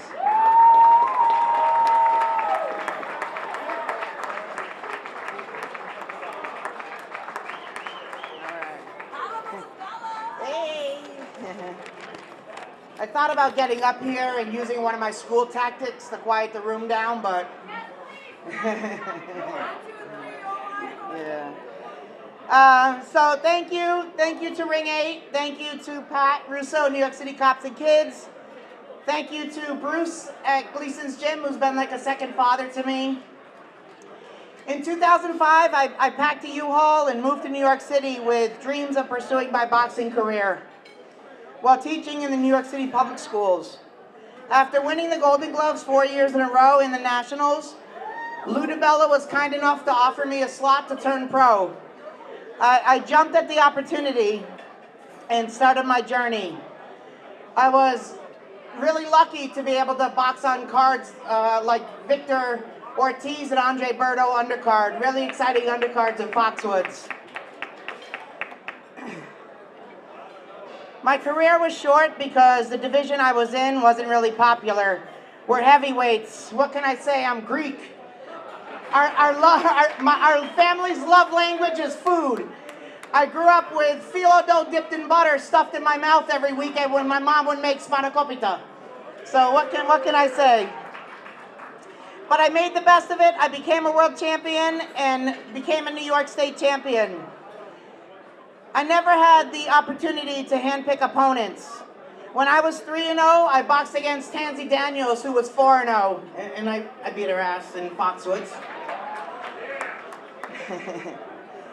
And going on to win those belts. Many people used to say, oh, she's so lucky, but I say, no, darling. She worked hard, she stayed up late, she lost people along the way, she cried herself to sleep, she ignored the critics, she invested in herself, and she wanted to quit countless times, but she didn't. And that is why, my friends, I'm here today. So thank you. Eddie Claudio. I call him Uncle Chin Checker, and let me tell you why. When we had tournaments out of state, Eddie was an official. He would go out and referee and judge and everything else. He would always take the kids because I had a million things to do. He would take my kids to the tournament with no issues. Keep an eye on them. And believe me, he had to. There were some bad boys. Am I lying, Eddie? Bad boys. You can't say enough about him. His heart is bigger than the sun. He's a fantastic referee. He's in the Hall of Fame with us now. This was the best Hall of Fame ever, in my opinion. Give a big round of applause. Come on up here, Eddie. Eddie Claudio, 2025 Hall of Famer Ring 8 Award. I love you too. My little brother Chin Checker. It's funny, somebody called me a grape. I don't know why. At least I'm in my prime. I'm not a raisin yet. Okay, good afternoon, everyone. First and foremost, I want to thank God for this incredible honor and moment in my life. Without his guidance or strength or blessing, I wouldn't be standing here today. I also feel deeply grateful for the guidance and love of my late mother, father, and stepfather up in heaven. For their unwavering support and values they instilled have been instrumental in shaping the person I am today. Let me start by saying, this moment I will never forget. To be standing here among such remarkable honorees to my left and right is humbling, and I want to express my gratitude. I would like to give a big thumbs up to President Ron McNair and the Ring 8 New York State Hall of Fame Committee for verifying my accomplishments in this sport in this matter. It is so surreal for me to be included in the class of 2025. I also want to take a moment to acknowledge and congratulate my fellow honorees. Each of you has poured your heart, soul, and countless hours of hard work into the sport that we all love. Today is truly a blessing and a privilege that I get to celebrate and share this day with all of y'all. I can't continue without giving big thank you shout outs to those in the house or not. To my brothers and sisters officials for the New York and New Jersey Athletic Commission. You always had my back. To all the 4 major sanctioning bodies for allowing me the privilege of representing you on a global stage. A special thanks to IBF President Darryl Peebles in the house for breaking me in on my first international assignment in Johannesburg, South Africa. Little did I know that this initiation would lead me to being drafted into combat in Argentina. A lot of people don't know that one. To my USA Boxing Metro family, I miss you guys. Where y'all at? All over the place. I miss you. I had the privilege to be their chief official, not once, but twice in my 30+ years. To President Ray Quadrado, there you go, my man, who I deeply admire, your unwavering integrity. As a leader, you've always been transparent, straightforward, and always acted with honesty. There was no room for scheming or manipulation under your leadership. Just genuine and dedication to serving others and doing what's right. Whenever you need me again, I went to the Philippines. I'm cured now. I don't have no illness. All right, I'm here. My Metro 5 plus Robin, Sparkle, the late Ruben Lugo, and Danny, plus the plus goes for Carlos, Waleska, Sade, Johnson, and it goes on and it goes on, for supporting me and being by my side every step of the way. To my 3 buddies from the VA, love you guys. To American Legion, Post 213, Commander Bruce Courtney, love you too. And my former boss, Lieutenant Henry, that came all the way from Tampa, retired lieutenant, he's here to share the moment with me. Thank you guys for always being there no matter what. Your friendship is a treasure that I hold to my heart. Finally, I express my deepest gratitude to my immediate family, to my big sister, Sylvia, and my brother-in-law, to my little sister, Sandra, and to my nieces, especially my oldest niece, Michelle, came from Tampa too, to share her love with her uncle. To my nephew, grandkids, my children's spouses, and especially my 6 grown-ass kids, who have grown to be responsible, law-abiding citizens and productive. I got 2 firemen, I got 1 CO, 1 HR, Amazon executive officer, and another one that lives, she's on the phone? And I got another daughter that's coming from Melbourne, Australia, that's right now tuning in. You guys make Daddy proud, big time. And last but not least, my soulmate, Miss Julie. Thank you for putting up with me, standing by my side, and being my rock through it all. Your love and patience been my anchor, and I couldn't have done this without you, baby.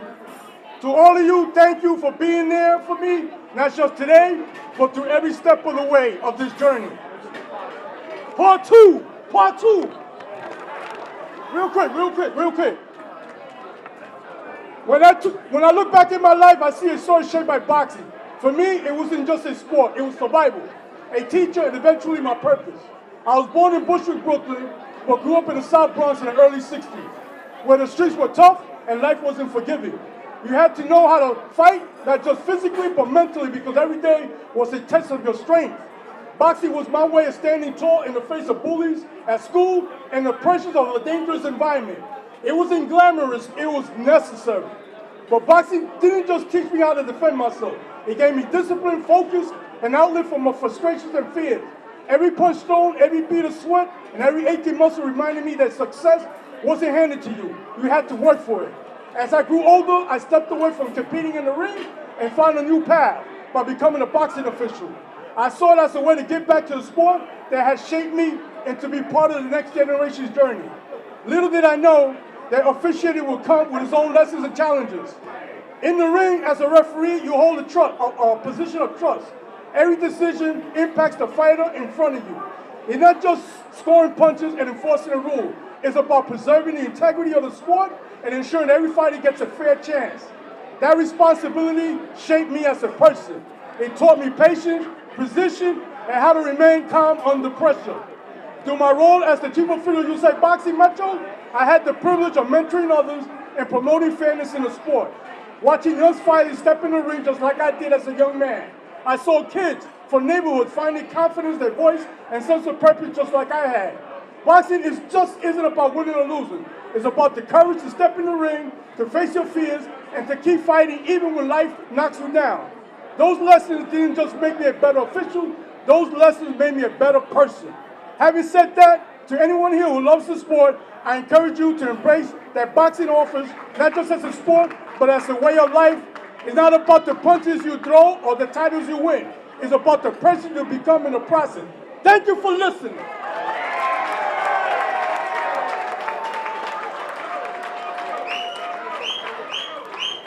Someone who doesn't really need a whole lot of introduction. He's the trainer of 14 world champions, and he is the uncle to countless fighters. Everyone who knows him, he likes to call everybody nephew when they're in the gym with him. Anyone who's ever trained with him knows how that is. One of the most incredible cornermen in terms of what's going on in the action during the round of any coach that I've ever seen, ever worked with. His ability to motivate and to entice his charges to go out there and give it their all.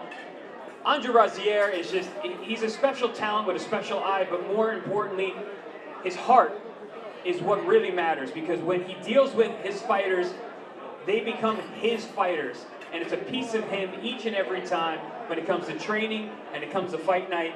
So, Andre, come on up here, get your very much... you belong to be here very much. This is what you deserve. So long overdue, Andre Razier. Thank you. All right, I'm gonna make this real quick. I've been working tonight because the Hall of Fame award is something so dear to my heart. I can't even explain it. But I'm still a soldier, and being a soldier means you got to hold the line. We had a lot to work on to put this together. I've spoken to Ron almost every night to make sure we did what we did here. And he broke records. You all came out for everybody that was participating.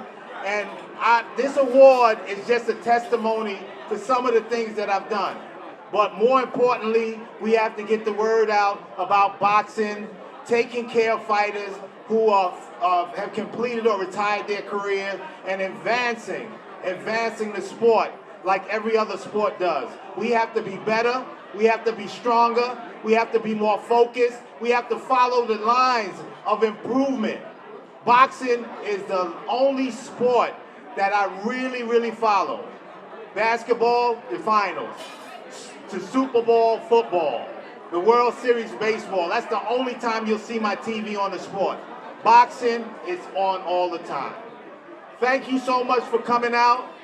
Thank you, Ring 8 and the New York State Hall of Fame for this award. And I hope everybody appreciates the effort. Follow us. We're going to get bigger and better. Thank you very much.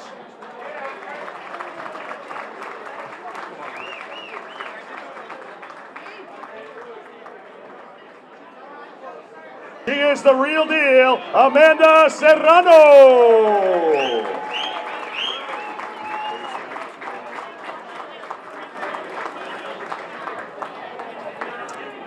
Hi guys. I guess we saved the best for last. Hi, my name is Amanda Serrano and you guys know me as the boxer. But today I stand here in front of you guys. I'm gonna start crying. As the little sister of Cindy Serrano. She taught me the true definition of hard work and sacrifice. I couldn't ask for a better role model than my sister, and I am super happy that I chose to follow in her footsteps.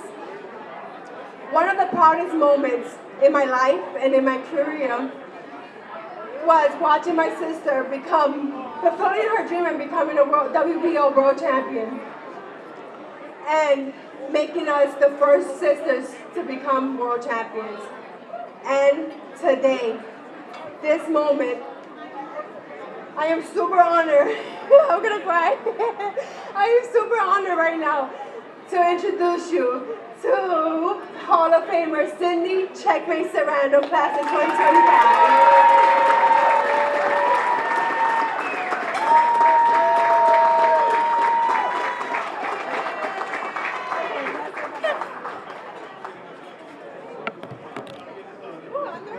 Hi. She made that look easy. It's been a while for me, so bear with me. Good afternoon, everyone. First and foremost, I would like to thank Ron McNair, Ring 8, and the New York Boxing Hall of Fame for this amazing privilege of becoming a Hall of Famer. I'm not gonna lie, when me and Jordan got the phone call, I thought it was for Amanda. I was like, she's not retired yet. And Ron was like, no, Cindy, this is for you. So we were overwhelmed with excitement and tears. So it's truly an honor to have my hard work recognized, and I can't be more grateful. Thank you so much. To all the 2025 inductees, a sincere congratulations, and you all deserve it. My amazing boxing journey would not be possible if it weren't for everyone I'm going to thank. Okay, now I might cry, but I'm gonna be strong. This amazing boxing journey of mine would not be possible if it wasn't for my husband, trainer, and manager, Jordan Montinez. I don't think I even know how to spell boxing. Just kidding, I did. I only did boxing because I wanted something to have in common with you. I wish you liked baseball instead, though. Nevertheless, I'm so grateful that we started this wonderful journey together. Boxing was easy for you, but female boxing was a whole different level. You studied it, lived it, breathed it, mastered it to be this amazing trainer and coach. Jordan, I just want to thank you for loving me, believing in me, guiding me, and trusting me in this crazy and often cruel sport of women's boxing. I remember when they used to laugh at you when you used to tell them that you had a female fighter, right? Until you stopped wasting your time. They offered us $50 a round, made us sell like 200 tickets when we only knew 10 people at the time. But you never gave up. You were determined to prove them wrong, so look who's laughing now.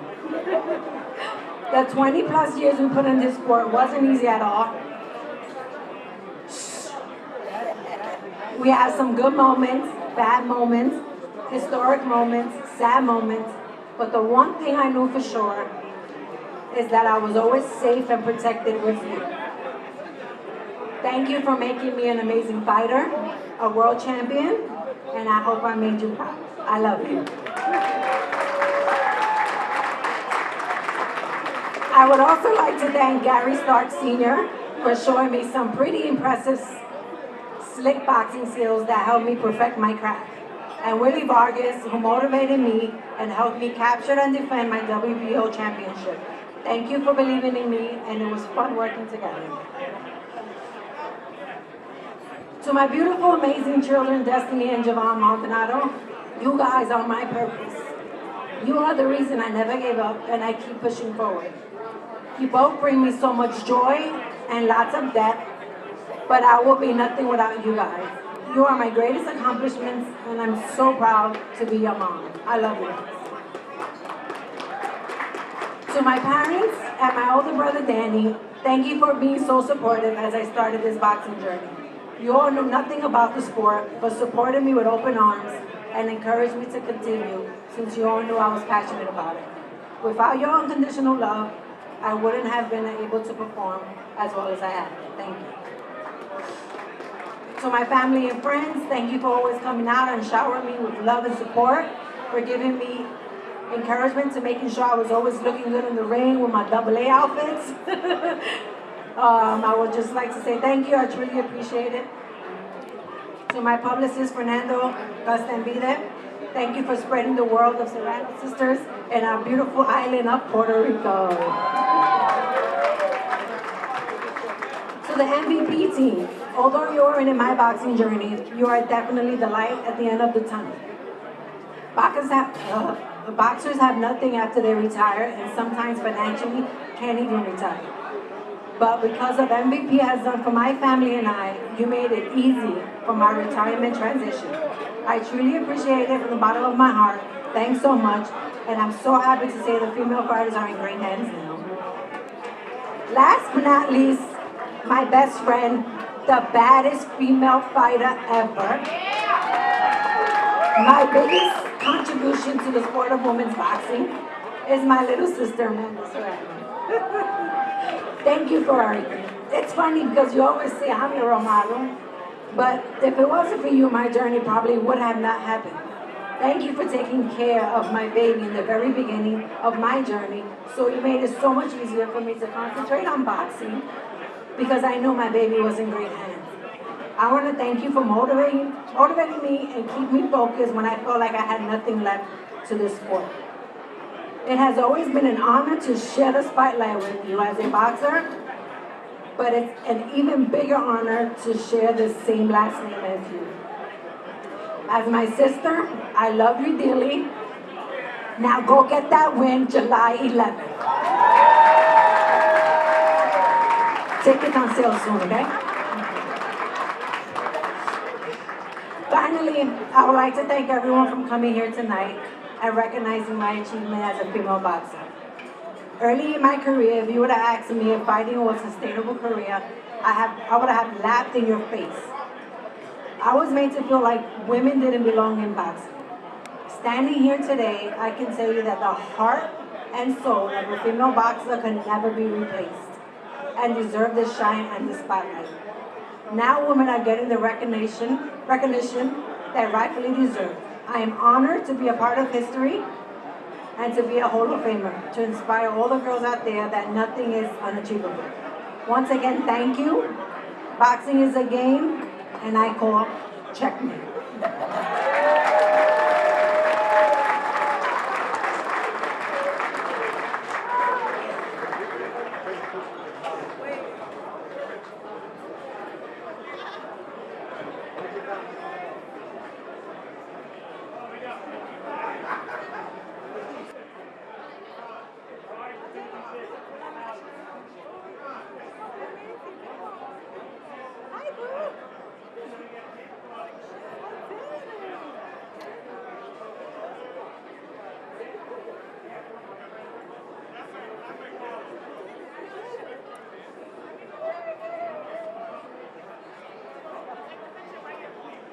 David Steve was one of our fighters, and I had a gym for 33 years. One of the greatest punchers, really an unbelievable guy.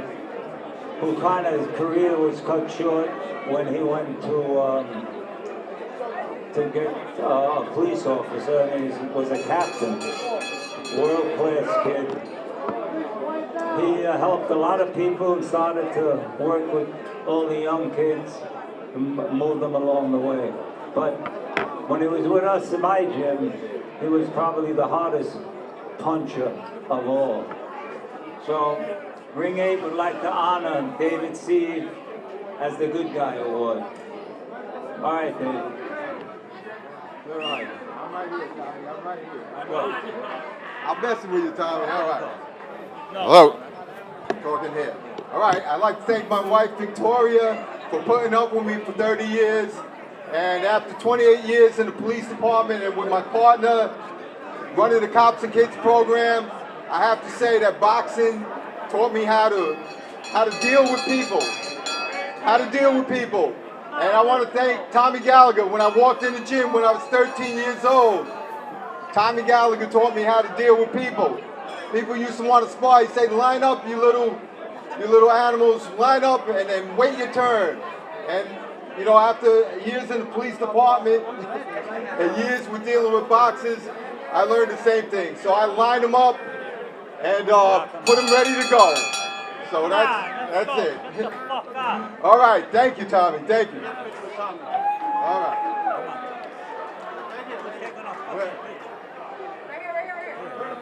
All right, there we go. The president of USA Boxing Metro, Ray Quadrado. Thank you, Matt. Ladies and gentlemen, thank you all. Thank you, esteemed dignitaries of Ring 8 and everyone in attendance.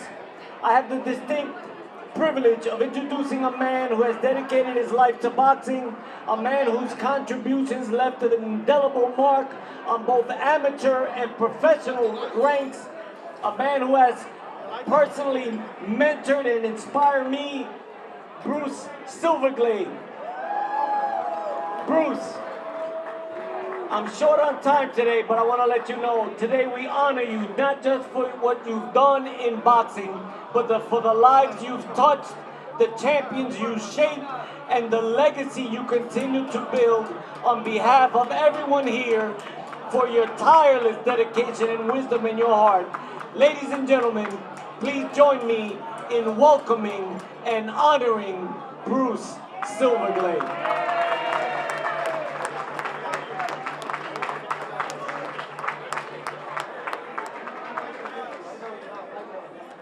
Thank you.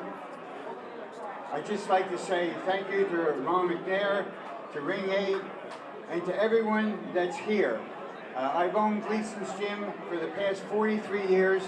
They've been the greatest 43 years anyone could ever live, only because it's a great sport, and I get to meet everybody like you in this room. So thank you very much.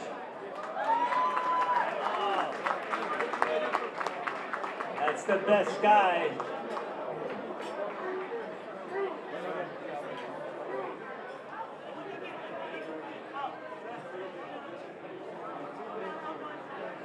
Ladies and gentlemen, please welcome 2025 Ring 8 Hall of Famer to the microphone, Sonia Lammonicus.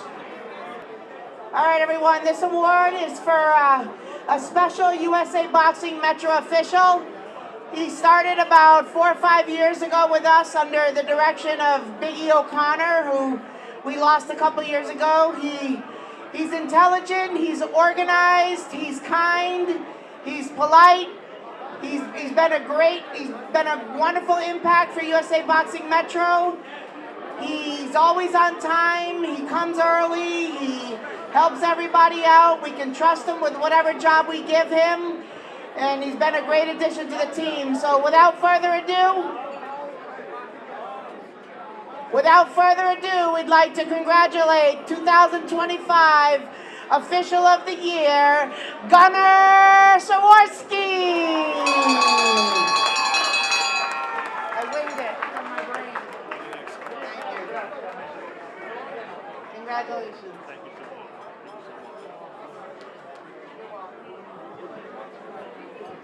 Might a little bit higher for me. I I'm truly honored to receive the Ring and Amateur Official of the Year award. This is the most meaningful boxing award that I've ever received at this point in my career. And I wanted to express my gratitude to some people that helped me along the way. So first and foremost, I wanted to thank Mr. Grape Suit over there, Eddie Claudio. Been my day one. It's my first show that I did in the amateurs. It's my first show in the pro ranks. Eddie's been there for everything for me, so thank you, Eddie Claudio. You've been my biggest supporter through everything. Also, Sonia Lammonicus. Thank you, Ron. Another Hall of Fame inductee today that I got to thank. Sonia Lammonicus, another day one advocate for me. She's been there since the first day with me. She's been the biggest advocate for boxing in Metro. I want to thank my first mentor, Biggie O'Connor. He passed away 3 years ago, and he was my first mentor and chief officials that I had, and he was my biggest mentor. And I hope, and every day I try to make him proud every day. So just want to say thank you to him, and God bless him. I want to give a thank you to our great president, Ron McNair, who has bred new life into Ring 8, and all we do for the boxers, because without the boxers, this is nothing. So thank you to Ron and Ring 8 for breathing new life into Ring 8. A big thank you to my USA Boxing Metro family, the New York State Commission, and being a part of this sport is a privilege, and I'm honored to be a part of this family, so thank you everybody for coming. Thank you.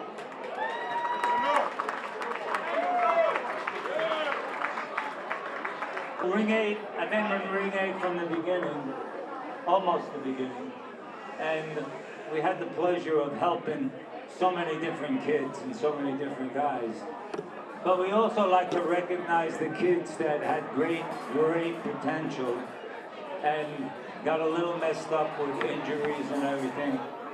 So I'd like to introduce you to a beautiful welterweight named Michael DeLaRue. Michael, come up.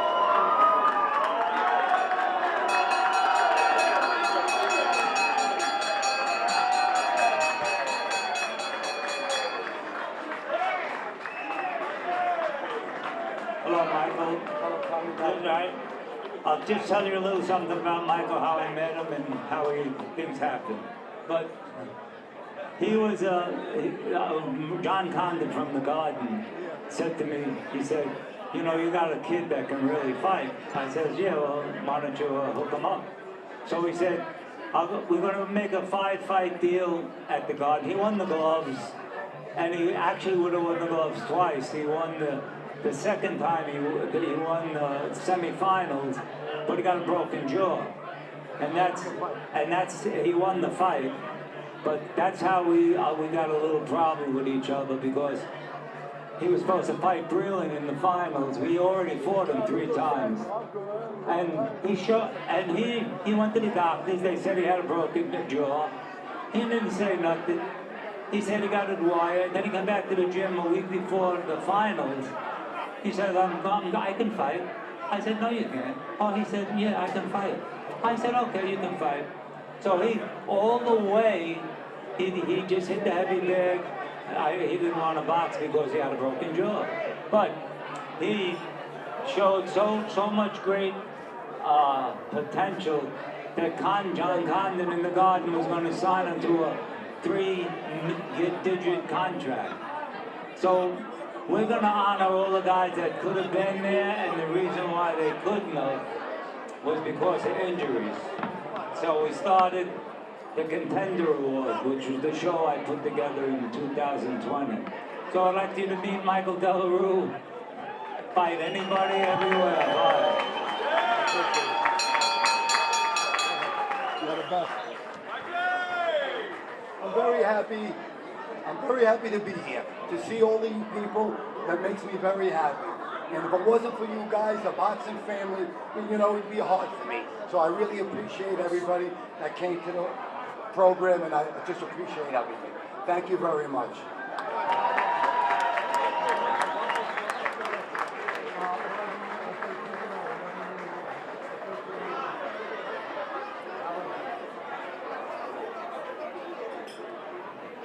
Ladies and gentlemen, please welcome to the microphone to present our second contender award of the evening.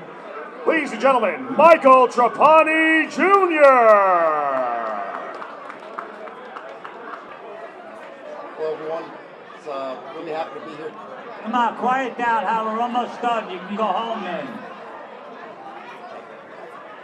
Really happy to be here today, honoring so many great fighters, my father amongst them. Growing up, I was a little disappointed that I never got to experience my father's career because it was cut short by injury before I was born. But reflecting back on it now, I think I got to experience something even greater. I got to experience him become a motivator, teacher, the fundamentals of physical fitness, the disciplines that go along with that.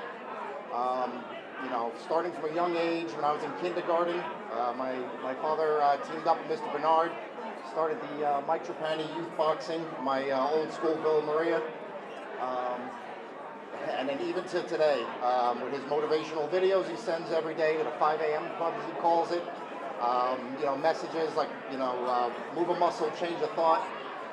Just teaching about staying positive, staying in the right mindset. So I think his true legacy, all the lives he touched, all the people that consider him a role model, his 15 years, the Mike Trapani Youth Boxing Classic.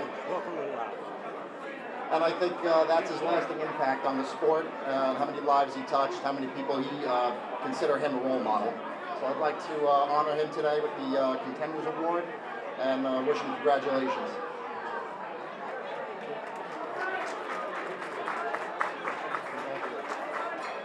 Thank you, everybody. Thank you. Quite an honor. Contenders Award, what it stands for, having a lot of potential and career getting cut short with 2 detached retinas. But, man makes plans and God laughs sometimes. But I've always said that God has a way of leveling the playing field, and this is his way today for me personally. I'll say that. And I gotta say one more thing. I'm gonna be honest, I got my inspiration to become a fighter watching the Rocky movie, Rocky 1, 1979. And this guy, Tommy Gallagher, wrote and produced something called The Contender. It's a show that the finals were in Las Vegas. And he invited me to sit ringside for the finals in Vegas. He calls me in my hotel room and he says, come down to suite so-and-so, somebody wants to meet you. Not I want you to meet somebody, somebody wants to meet you. I walk into the suite and guess who it is? Tommy Gallagher with Sylvester Stallone. Rocky! I'm sitting there with Rocky and we're having a conversation. And that's how I got my motivation to have an amazing career, 4 straight knockouts in the Garden, 5 straight knockouts in the Syracuse War Memorial to win the gloves. An amazing career. And if I learned one thing through boxing, it's discipline. Discipline that I was able to come a lot of adversity in my life and continue to thrive. So boxing is a fraternity. I'm happy to be here. Thank you, Ring 8. Thank you, Tommy Gallagher. Thank you, Ron McNair, who was with me in the Garden in 1980 in the finals. Thank you to my girlfriend, Tina, who's been like an angel on my shoulder and more. And Johnny Z, friends of the champ, I love you. My heart and soul, Mike Trapani Jr. Never had a stitch of trouble from him from when he was born till today. Thank you, Ring 8. Thank you, Michael.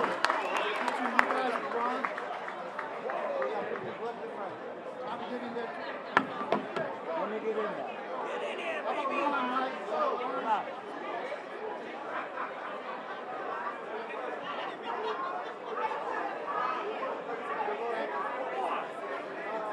It's my middle name. One more time. to introduce the Long and Meritorious Award. He's been a long-time boxing official, going all the way back about 40 years. The son of a Hall of Fame great referee, Johnny LoBianco. Al is still, as a matter of fact, he was refereeing last night at Star Boxing's 50th rock and roll fights. Al was officiating, and he's here today. So it gives me a great pleasure, and it's an honor to introduce Al LoBianco. Hey, how's everybody doing? Boy, it's loud in here. Why is it so loud? Just give me 2 minutes.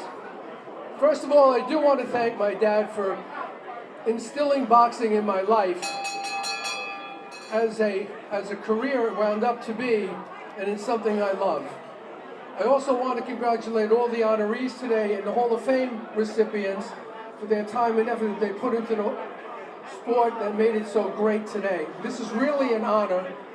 I hope everybody here had a great time. From the bottom of my heart, we worked really hard to make this whole affair and awards a very special place.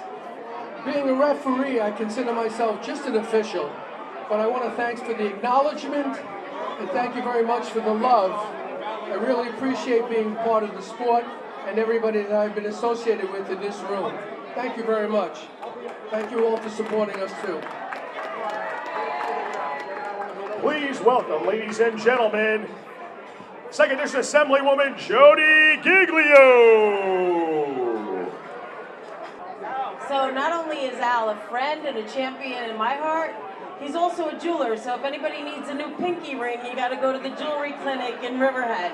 But anyway, on behalf of the New York State Assembly, Jody Giglio, the 2nd Assembly District, I want to present this to Al. He's our hero in town, got my daughter excited about boxing, and we love him. He's a great referee. Thank you all, and congratulations to all the honorees.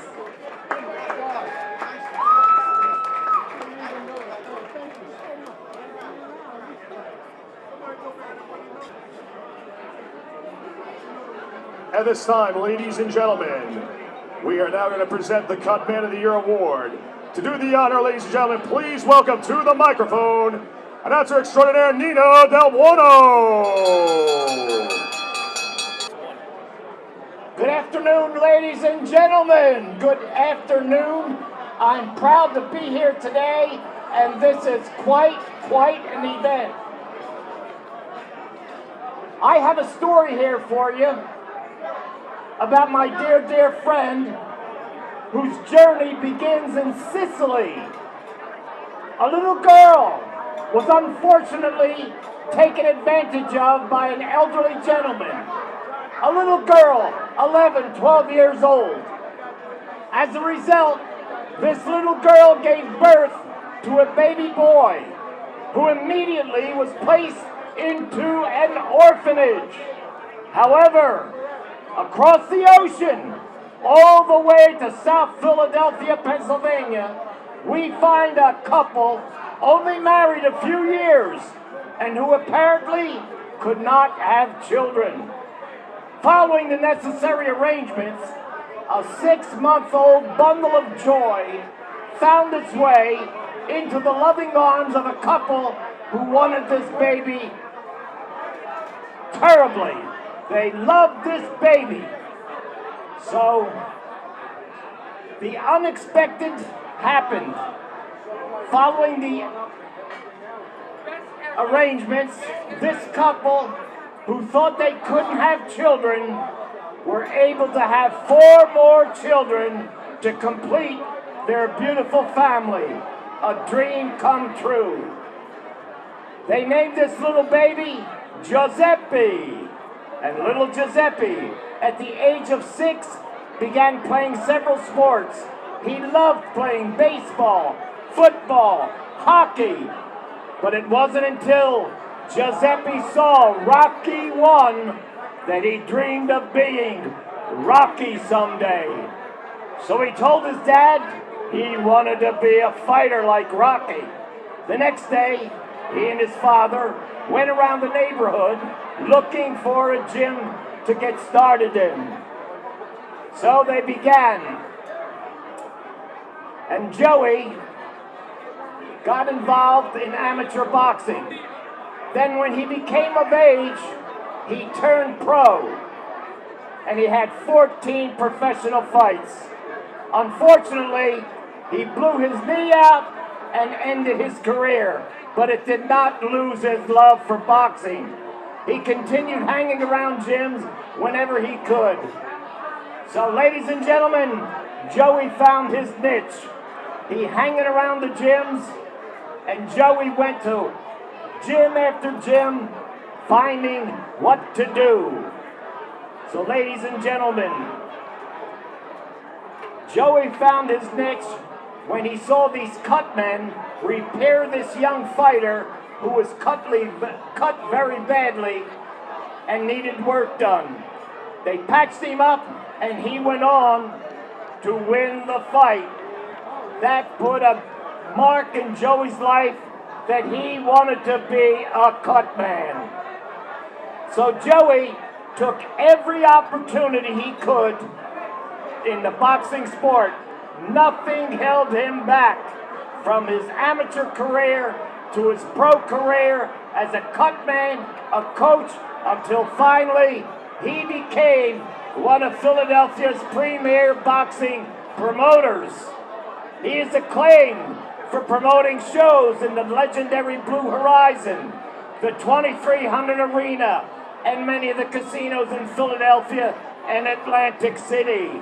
He was the first to bring bare-knuckle boxing to Philadelphia. He owned and operated 2 boxing gyms in South Philadelphia. However, he held other forms of employment also to support his family. He worked as a bricklayer, pizza maker, and a tow truck driver. It was a hard work, but he did everything necessary to make ends meet. One day, ladies and gentlemen, Joey's life changed. While operating his gym, 2 young men came in and introduced themselves as employees of Sly Stallone Film Company. They were looking for locations for their up-and-coming motion picture to be shot exclusively in Philadelphia.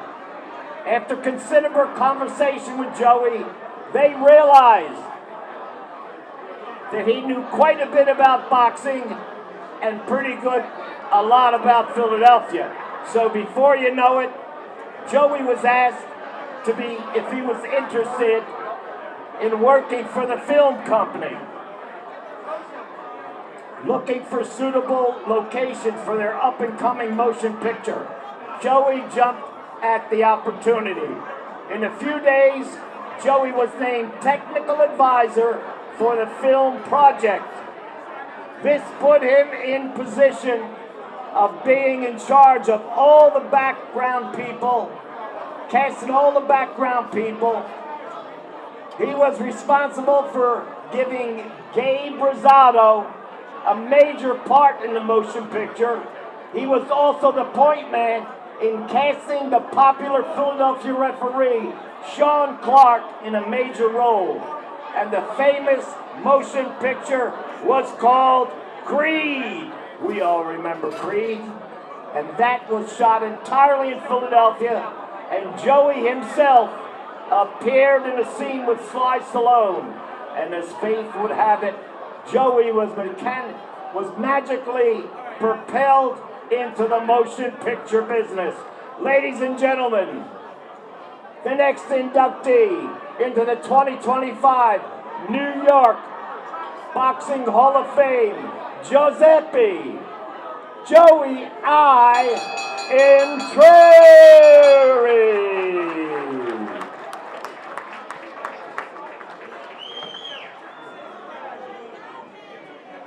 Yo! Everybody hear me?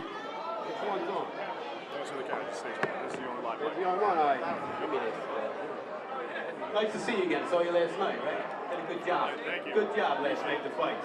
Very good ring announcer right here. Yo, guys, how's everybody doing? Can you hear me? I've been sitting here all day listening. I'm trying to listen to these people. Nobody paid any damn respect. I'm not asking for respect for me, but just listen to me. Nothing left I can really say, though. Nino said more than enough. One correction, though. I'm not being inducted into the New York Hall of Fame today. Ring 8 is giving me the Cut Man of the Year award, which, to me, is an even bigger honor. I became a cut man, like he said, when I was very young. I loved blood for some crazy reason. I worked in a funeral home, so I got to be like a vampire or something. But it's a job where you really don't get a lot of respect much or really even noticed. And so to be honored like this, it's a huge, huge honor by New York and by Ring 8, and it's an honor that they accepted me into being a member of Ring 8. So all my friends out there came from Philly. I really appreciate the long ride up. We know how that can be, right? Traffic is a bitch. But hey, I want to thank my wife, my family, everybody, all my friends that came. My wife especially for putting up for me for 32 years with all this boxing crap, as she calls it.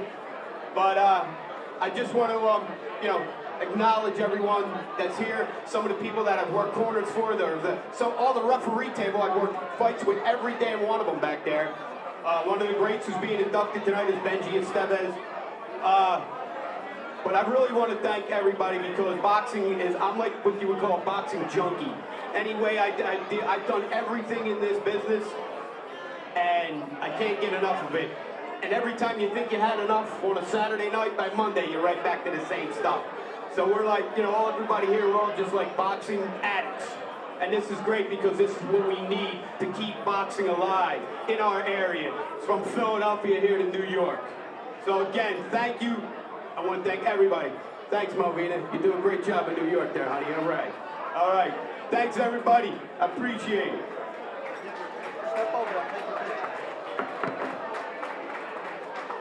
This award is for Benji Esteves Jr., international boxing referee.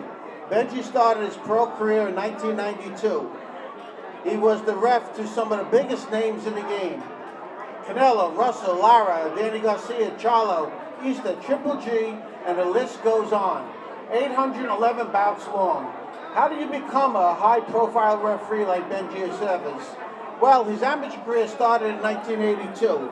He was blessed to work side by side with the best AAA officials in the game. Frank Montinez was his mentor. He was his go-to guy, always asking him questions, on the phone, in the locker room while lacing up. At ringside, Benji would talk to Frank, even on the drive home. Frank would critique all of Benji's actions in the ring that night, a learning experience in progress. Benji was also blessed with working with Pete Santiago, Lou Cardella, Randy Sandy, Lou Fugazi, and Danny Gant.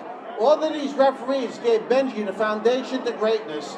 Step by step, Benji learned.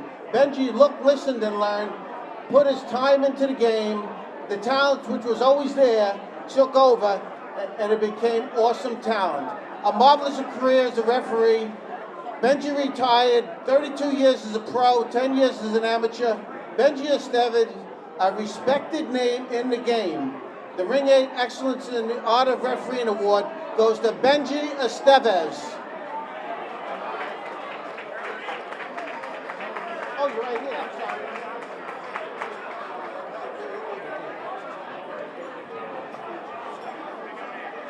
Hope everyone is well. I'm going to make this short and sweet, like my height. I wanted to congratulate all the honorees and all the inductees. And I just want to thank some people that are very important to me. First of all, Mr. Bruce Silverglade. He's my first contact when I got involved in boxing. Frankie Martinez, the late Frankie Martinez, Joe Cortez, and all the officials that I've had a chance to work with. And I also want to thank my wife, Nelsie, for all her sacrifices, and my son. Thank you so much. God bless. No, not at all.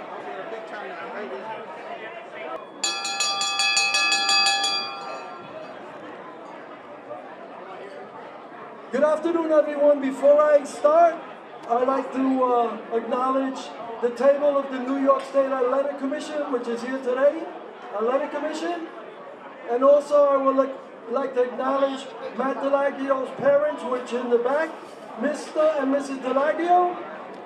Good afternoon, everyone, and thank you, Ring 8, for giving me this privilege and honor to introduce this next award to Matt DeLaRue.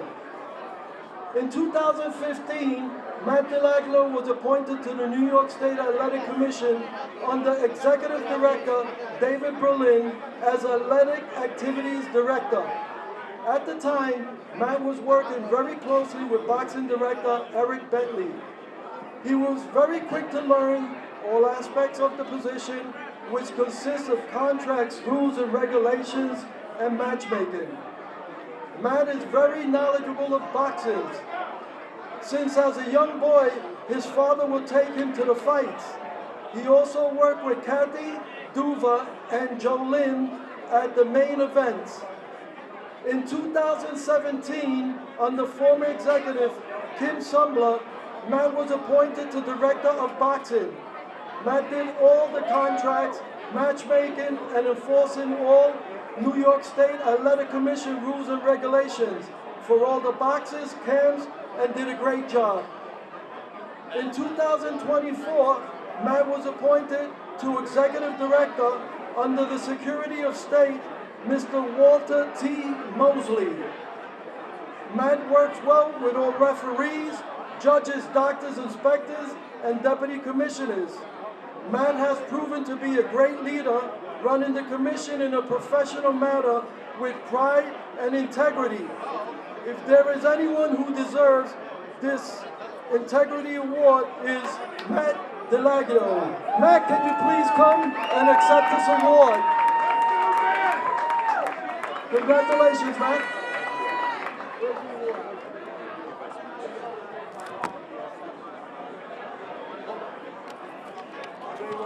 Thank you very much, everyone, for the recognition, and congrats to all the recipients today. Thank you, Ron McNair, for everything you've done with Ring 8 and for all you do for the sport. Like many of you, boxing was my first love. As a kid, after I watched my first Arturo Gatti fight, I became completely enthralled with the sport. And I knew that this would be something I'd want to do for the rest of my life.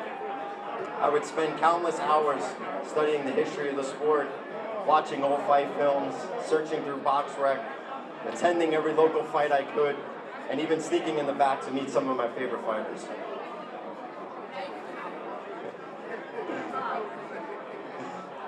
I'm incredibly grateful to Kathy Duva and Jolene Mazzone for giving me my start in this industry. Though it was a free, unpaid internship, which I don't even think is legal these days. And I'm sure after graduating college, my parents weren't thrilled that this was my career path. They supported me nonetheless, and I couldn't have done it without their support. I also want to thank my commission family for their continued support and friendship over the past decade. It's been an honor and a privilege to work alongside you. Thank you to all of our inspectors, deputy commissioners, physicians, and officials for all that you do and looking out for the health and safety of the fighters. And lastly, I want to thank the fighters, because without you, none of us would be here, especially me. As a kid, you were my superhero.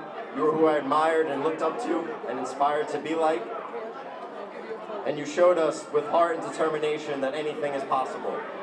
And like Jack Dempsey once said, a champion is someone who gets up when they can. So thank you, everyone, and I hope to see you at the fights.